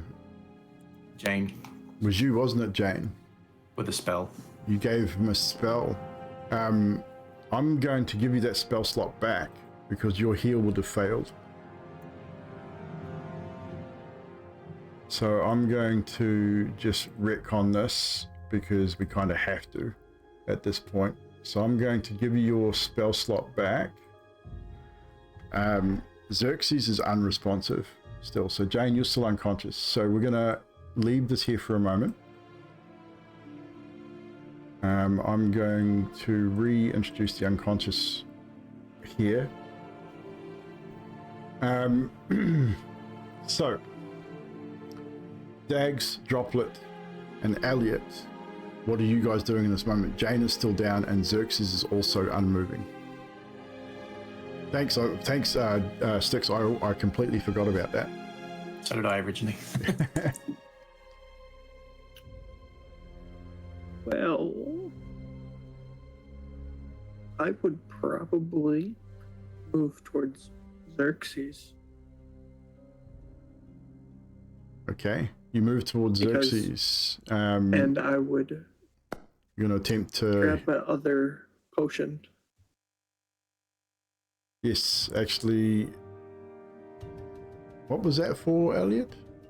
You'll find out in a bit. Okay, cool. This is right, okay. So you're going to try and give him a potion? Yes. Okay, so don't need to move your counters. We're going to go back to the other scene. Now we're going to go back to our main scene. But, so you're going to attempt to heal Xerxes with a potion. As you reach down to raise his head, you grab the potion. The first thing you notice, even without a medicine check, he's not breathing. There is no breath, and his chest isn't rising. He feels cold to you. You know that potion's going to do no good.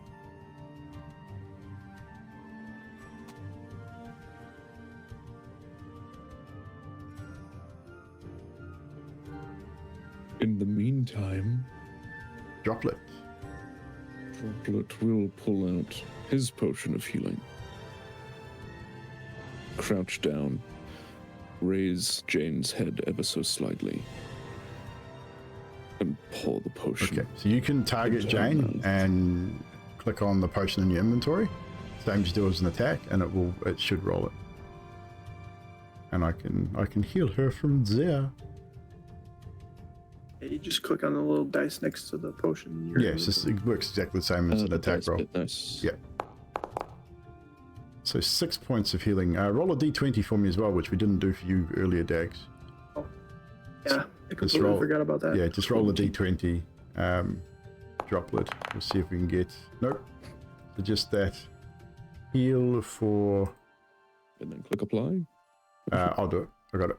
Cool. So, Jane, your eyes flicker open. You are no longer unconscious, but you are still prone. Jane, I need you to make a wisdom save for me as well. Which I will get in the roll for you, so I'll get you to roll that. Ew. No, it's nothing. It's not bad. It just means that you see something. Okay. What you see as your eyes flicker open and you're sort of looking around, you see Droplet above you with an empty glass vial. You know that he's the one that's helped you, brought you back from the brink of death. You look over. Is Elliot's dread still up? Yes. The shadowy form of Elliot still stands next to you. you see the lifeless body of Xerxes lying in the dirt. But floating just above him is a spectral black butterfly. Oh. Almost as big as a moth. Like big, almost bigger than a moth. It's beautiful but dark all at the same time. And you just see it circling around Xerxes' body. Dags, you also see this because you also passed away in recent days, or were on the verge of death in recent days. But Elliot managed to bring you back, which has caused a little bit of weird stuff to go on. I have a question though. Yes. Since Droplet was down at the same time as Xerxes, You need to make a wisdom save as well. This, Yes. I was getting to you. Apologies. So you also need to make a wisdom save, because you've also been unconscious, on the brink of death, one would say. A natural 20. You do not see a flutterby anywhere. You do not see anything untoward. You still see your friend Xerxes lying motionless. So back to Dags. You were the closest one there. Do you say anything in this moment? I'd almost want to reach out to it. Okay, we'll get to that. Elliot, you see the butterfly anyway. You've been touched by death in a different way. That butterfly is slowly circling Xerxes' body. In your form of dread, standing over everybody, that link between Dags and yourself is very evident. That shadowy tendril that binds you is very visible to you in this form. And then Elliot's form of dread sort of stares at the butterfly and then the lifeless body of Xerxes, and the jaw unhinges and it just screams for like a really long time, and then the hands go down to the body of the guy underneath him that's had his head smashed in, and he just starts smashing the neck into the ground, just like, and this blood just goes everywhere, and it's gross. Yeah, it is. It's a disturbing scene, indeed, for the rest of you. What are we doing right now? What are we doing with Xerxes? You're trespassing on someone's property. You've just killed their patrolman. One of yours has fallen. What do you do?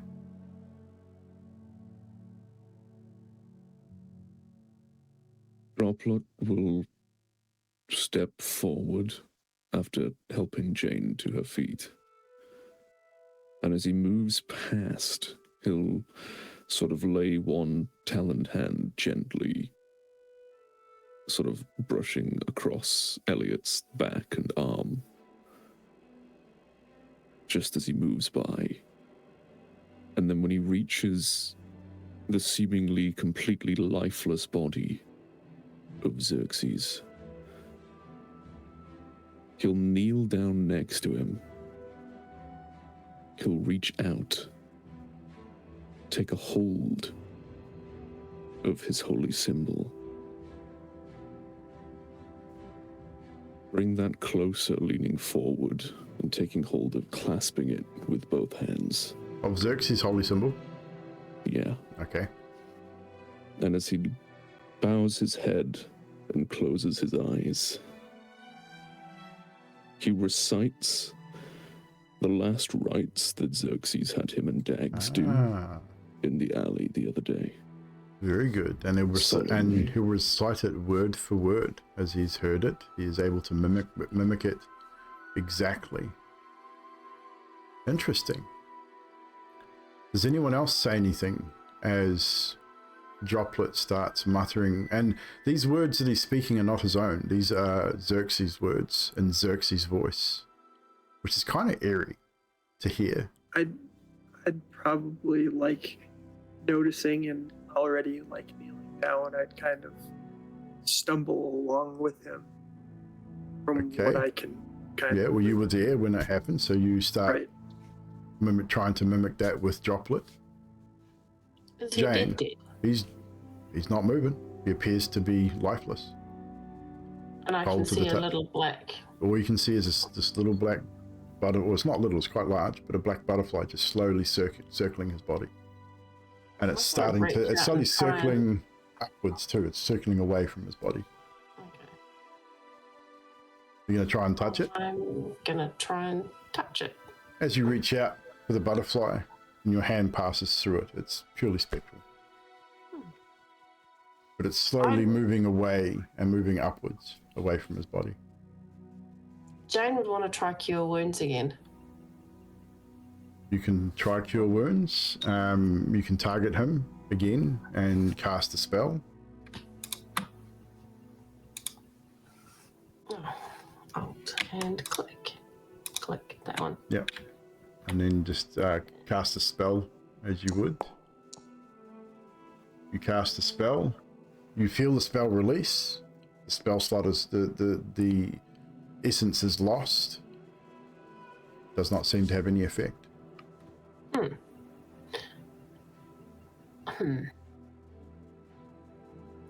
I look at Droplet and I look at Dags and I'm like, what? And you hear them reciting this rite, this ritual. Oh, okay, I'm gonna look at Elliot's thing. Elliot's still there, sort of in a spectral shadow form, in this dark form of dread. Just he's still pounding this patrolman's head into the ground until it's absolutely mush. There's nothing left, and he's sort of standing there, hands out in front of him, dripping in blood and viscera. I was gonna put my hand on his arm and say, what? Just what's happening here? Xerxes, I'll get you to roll another wisdom save at this point. And the only reason you're getting this is because of what Droplet and Dags are currently doing.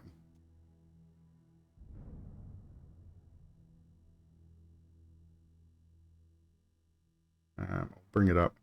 Wisdom save.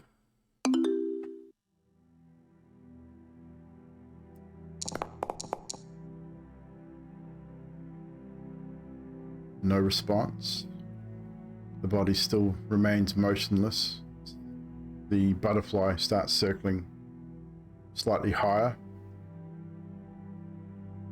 You've almost come to the end of your ritual. You now hear voices from behind the door behind you. What are you doing?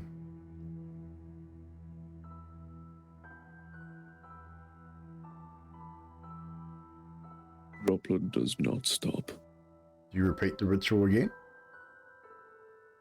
Because you are coming to the end of it. Sort of he waits until the ritual is complete. Sort of thing. He doesn't be interrupted, at least finishes this round. And then... Still no movement. Elliot,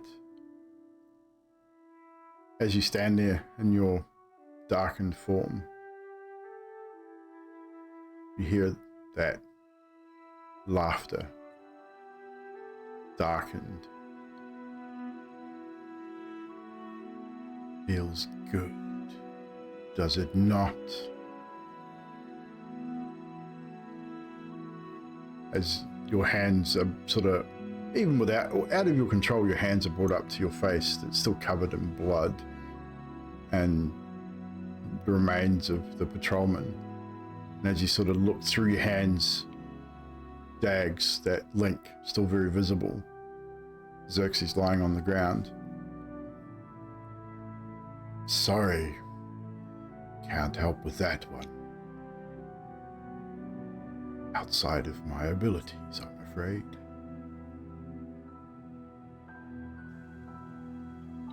And as the darkness inside him says that, he slowly comes back to himself.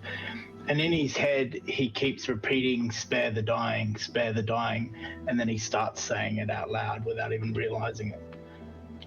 And knowing that it's not going to work, trying to cast the spell without actually doing it, because he'd have to get down and touch Xerxes. Yeah.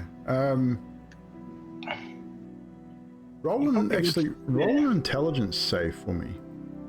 Not a save, an intelligence check will make it Roll this for me.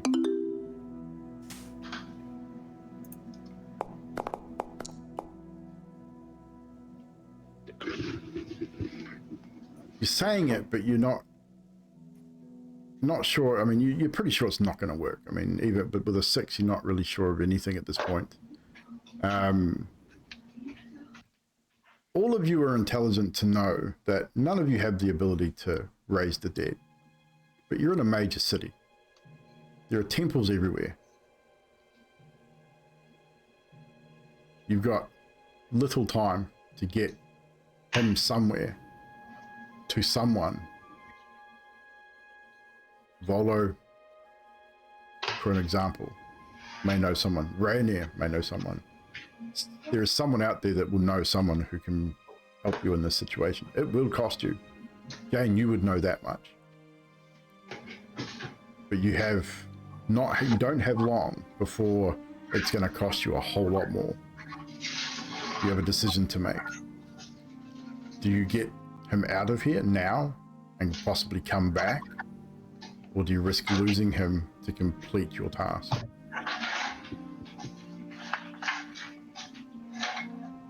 I think we need to pick him up, take him to a temple. Or at least back to the... Oh my god. Troll Skull. The Troll Skull Manor. I figured that's what you were talking about. Yeah.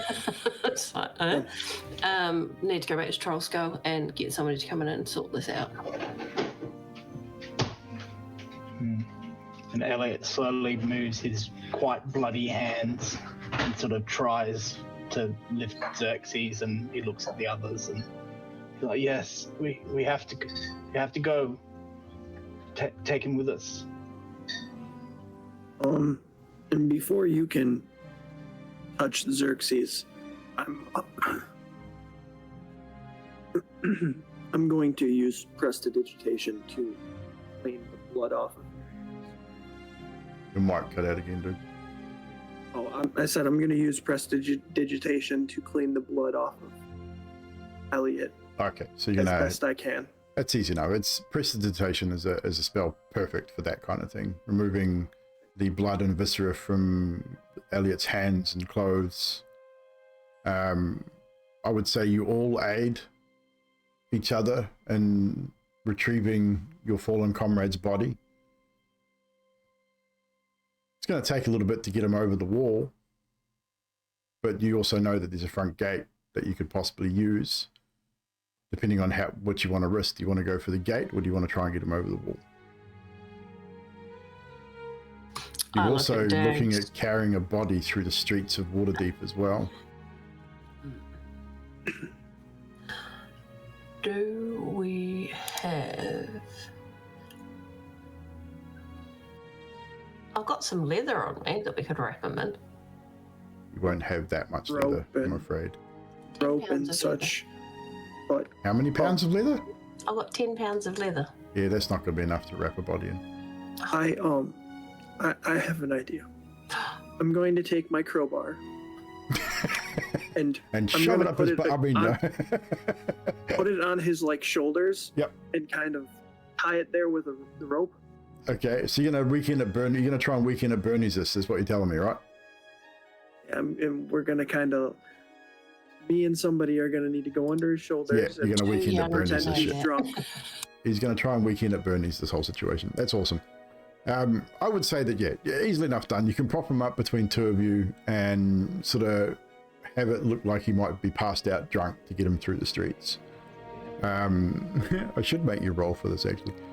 It'll be funny. I'll add whiskey to it. Yeah, you've got the whiskey, so we're gonna do this. I've got to do this. I sent you a DM too, Eagle. Yeah, give me 1 second.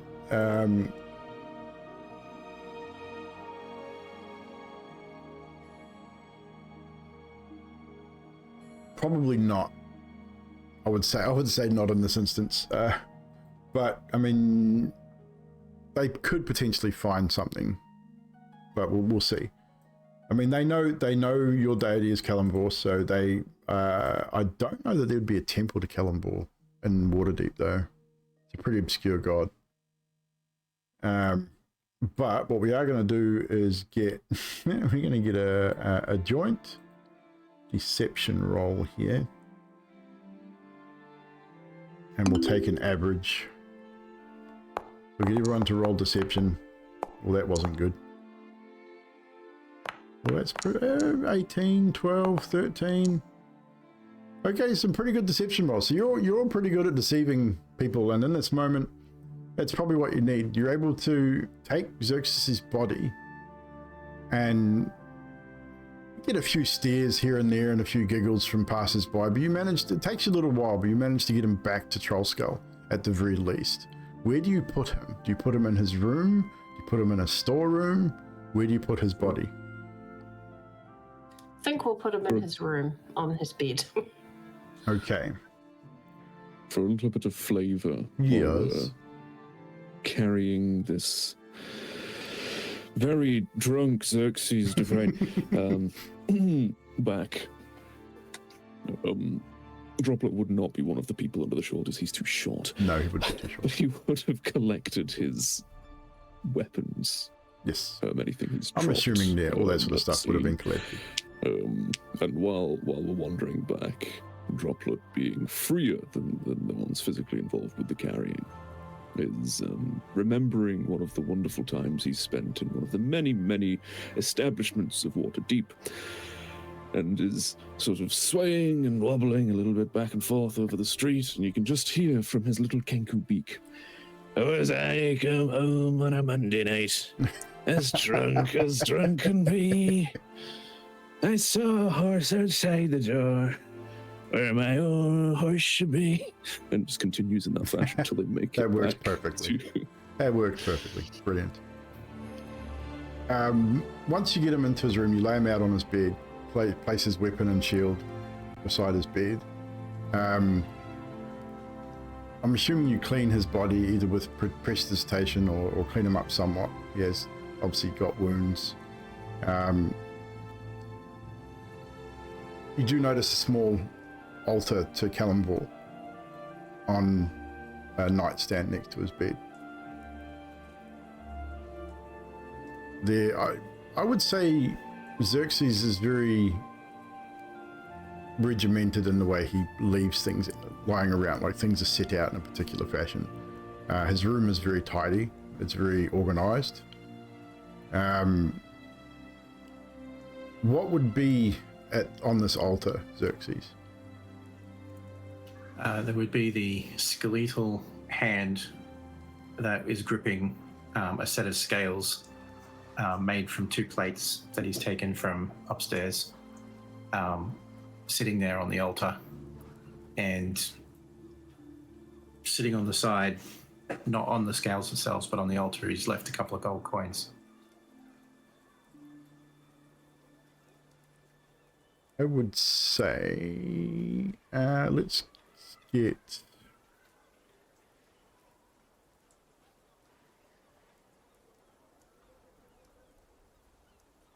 Let's remove all these conditions first, before I forget. A different scene. We'll get everyone except for Elliot, obviously. Let's get everyone to make a religion check here.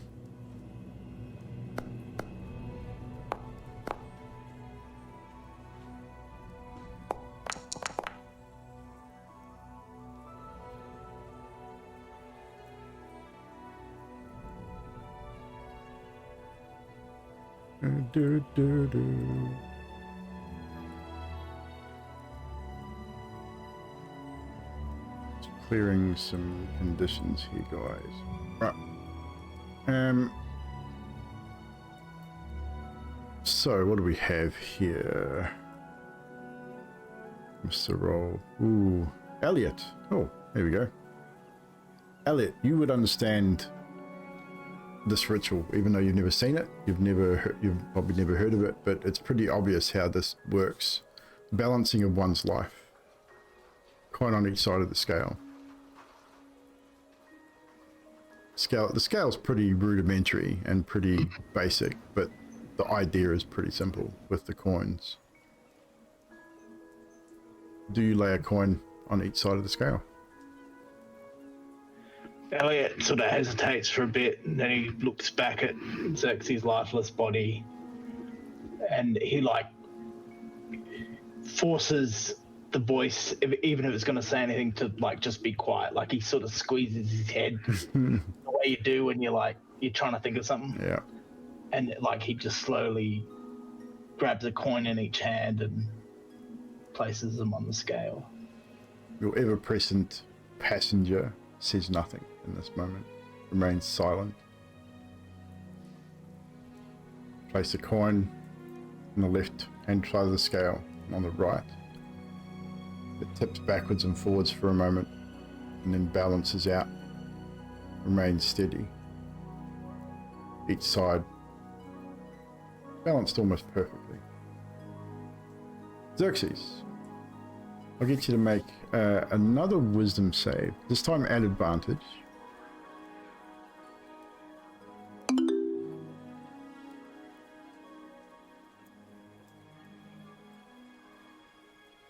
Should be able to click the little green tick, or little green plus on that. Should be on the right hand side of that little dice.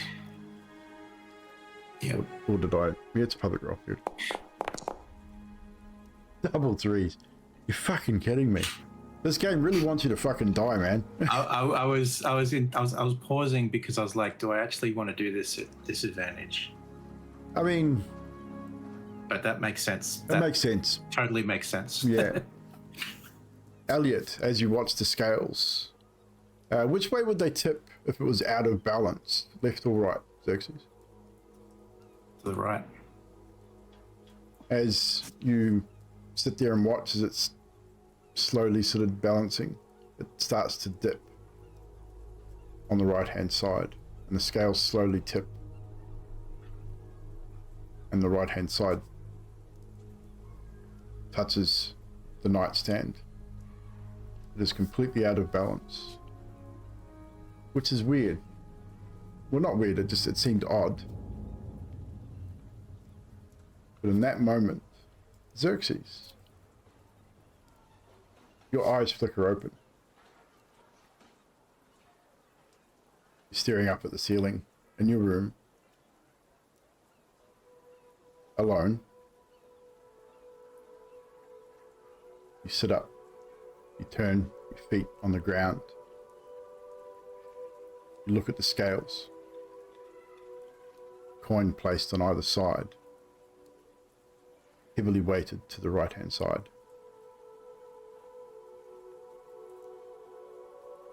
You're not done yet. You still have things to do. There's no balance. It needs to remain balanced. It cannot tip, especially to the right. You're not done.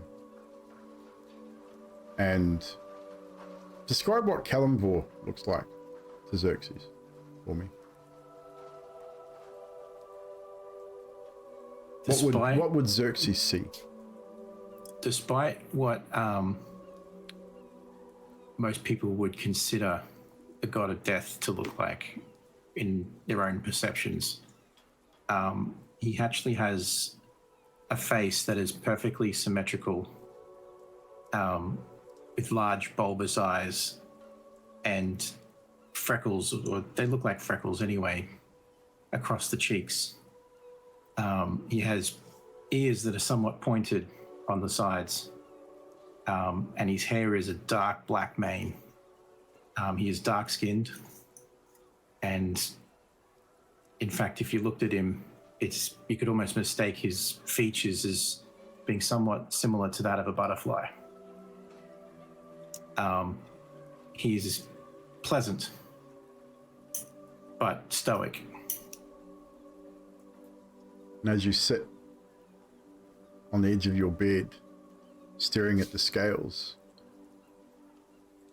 you feel his presence surrounding you everywhere in this room. As your eyes sort of raise from the scales, you look across the room from you, and you see that butterfly, larger than you've ever seen it before, as it slowly shifts and takes shape into a more humanoid form. Staring back at you from across the room is your deity. And he simply says to you, "It is not your time. Not yet.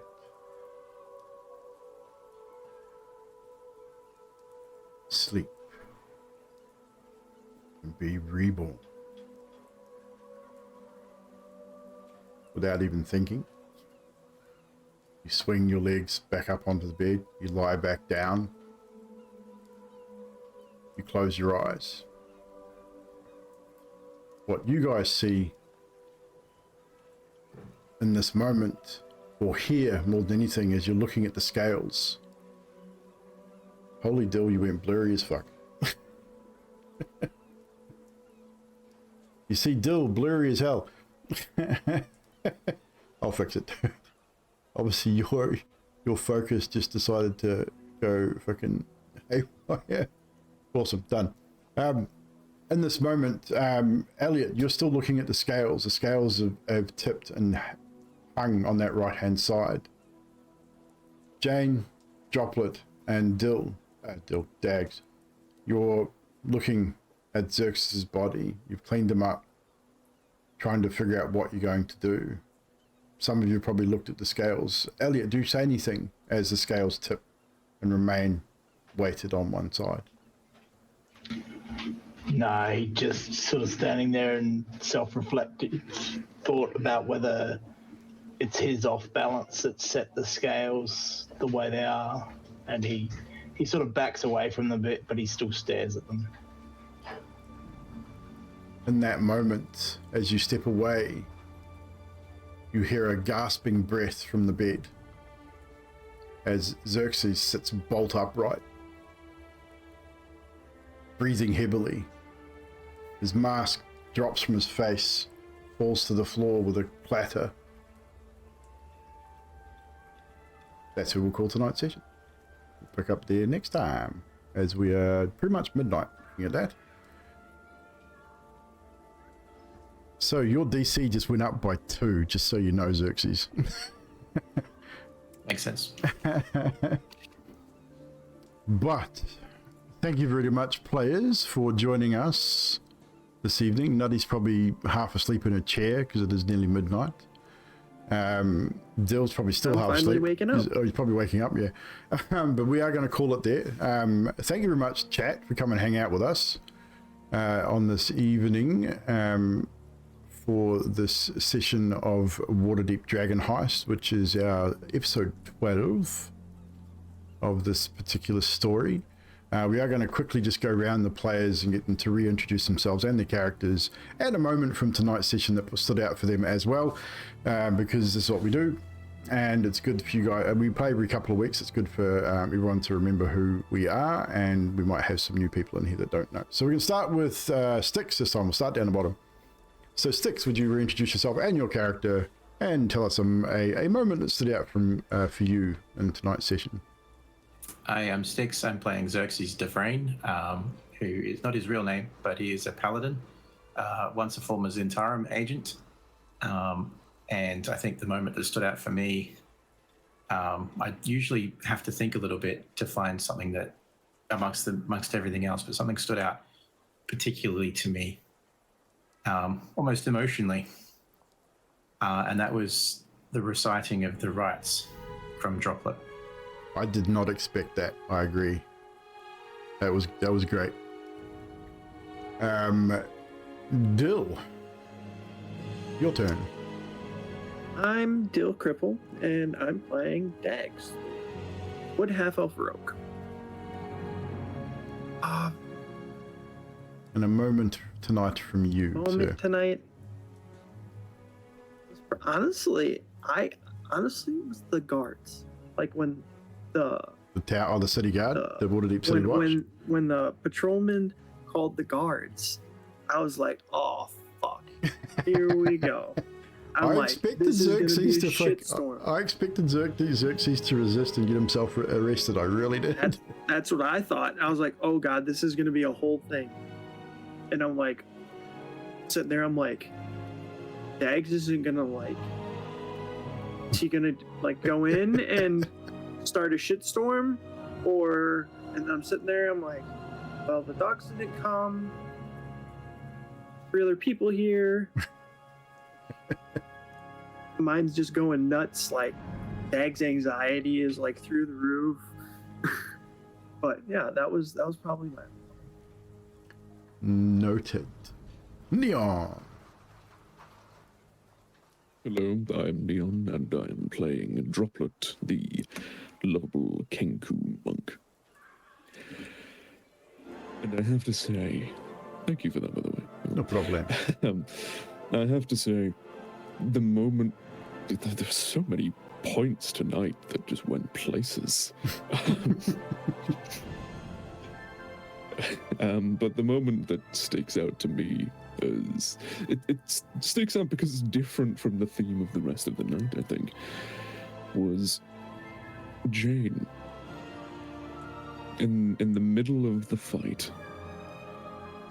seeing friends falling left and right, pulls out a bloody magical shillelagh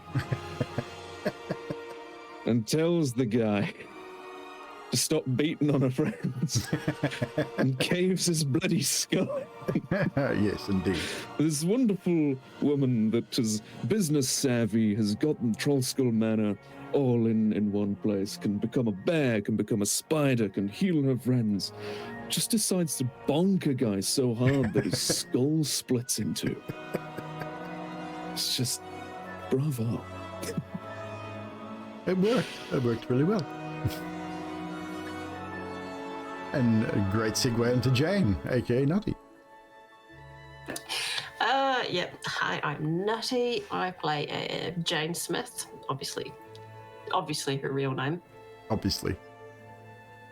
Human druid. And my bit tonight that I was kind of like, huh? was when Elliot started bashing the dead body against the floor. I was like, why? Why not? Okay, I can roll with that. Interesting. That was definitely a moment. And lastly, but not leastly, Grim. I am Grim Realities, and I'm playing Elliot Duskborn, Tiefling Warlock with some fucking trauma issues, apparently. He's got some problems, this guy. I tell you. So I've got 2 very brief ones. Obviously, the weekend at Burnings. How about that making so fucking long? I mean, that deception roll, those deception rolls were good because that could have gone a whole different way. Yeah. And because of like where my head was at, and because of what I know about Elliot, that moment where Droplet sort of goes past him and touches him on the shoulder as he's going towards, his goal of helping Xerxes, and also Jane doing the same. Yeah. That was they hit me in the feels, man. It was good. It's good to get some feels every now and again in a game like this, especially in a dark situation when you have a potential player death as well. I did everything possible to keep you alive in that, just so you know. That will not happen again. I was 100% prepared to finish it. Dude, I was prepared to have. I mean, we definitely could have. I mean, they could have still taken you to a temple to resurrect you. It just would have cost them a shitload of money. You definitely had they definitely had the means to bring you back. It was just a matter of when. So we could have definitely had a player death in this episode tonight. The next episode would have been the ritual to bring you back at a temple, which would have cost a lot of gold. Because obviously, clearly, Revivify would not work. That's a very short-term time frame, so that definitely wouldn't have worked. So it would have been a resurrection spell, which we're looking at 15,000 gold plus the 1,000 gold diamond. So, if I'd have stayed alive and I'd left the guard alive as well, my plan was to use his own sword to cut off his left arm and use my dagger to give him the Joker effect, like I have. Oh, nice. To leave him with the same scars that I have. Yeah, I kind of figured. It just didn't quite work out that way. Those dogs hit hard. Like, they were they were nasty. A natural 20. Yeah, Like I it said was in the two chat that you natural missed. 20s. Dude. I said in the chat they do massive damage. Master, God. Well, I wouldn't expect anything less from you, man. But anyway, that's where we're going to end tonight's session. Thank you very much, players. Thank you very much, viewers, for coming to hang out with us. Appreciate it very, very much. We're going to see you guys in a couple of weeks' time with session 13 of the Waterdeep campaign, where we will pick up from Xerxes snapping awake suddenly. Probably, I would say, probably scaring the crap out of Droplet, because it would definitely, or probably most of you, it would definitely get you all the start, because it would have been quite a dramatic sort of sit up and that snap breath with his mask sort of clattering to the floor as well. But there will definitely be some fun next session for that. We are going to host before we do take off. So chat, if you do have someone that you would like to host, who else is still on? Oh, Long Dog, is she still on? No, she's gone. Mr. Vibey's on, doing some Alan Wake. I feel like we need to go into another story, like another story stream. So we'll go raid Vibey, I think. So we're going to host Mr. Vibe. Guys, he's doing Alan Wake 2, I believe. So we'll definitely go hang out with him for a bit. We will see you guys tomorrow morning for me here in New Zealand. Tomorrow morning about 11 o'clock my time, so that's what, 9 o'clock Australian. We're going to be playing Modern Warfare 3 campaign. It was out today, but I thought we'll save that for tomorrow's stream. So we'll do that tomorrow morning. I'm not sure what I'm doing tomorrow night at this point, but 2 weeks time we will be back here for some more Waterdeep. But you'd like to see some of these folkies. In the meantime, we normally do a Pew Pew Thursday, which these guys will hang out with as well. So enjoy your weekend, what remains of it. Well, some of you are just starting, some of us are sort of there, kinda. But we'll see you tomorrow. Have a good evening. Thank you very much. And bye-bye.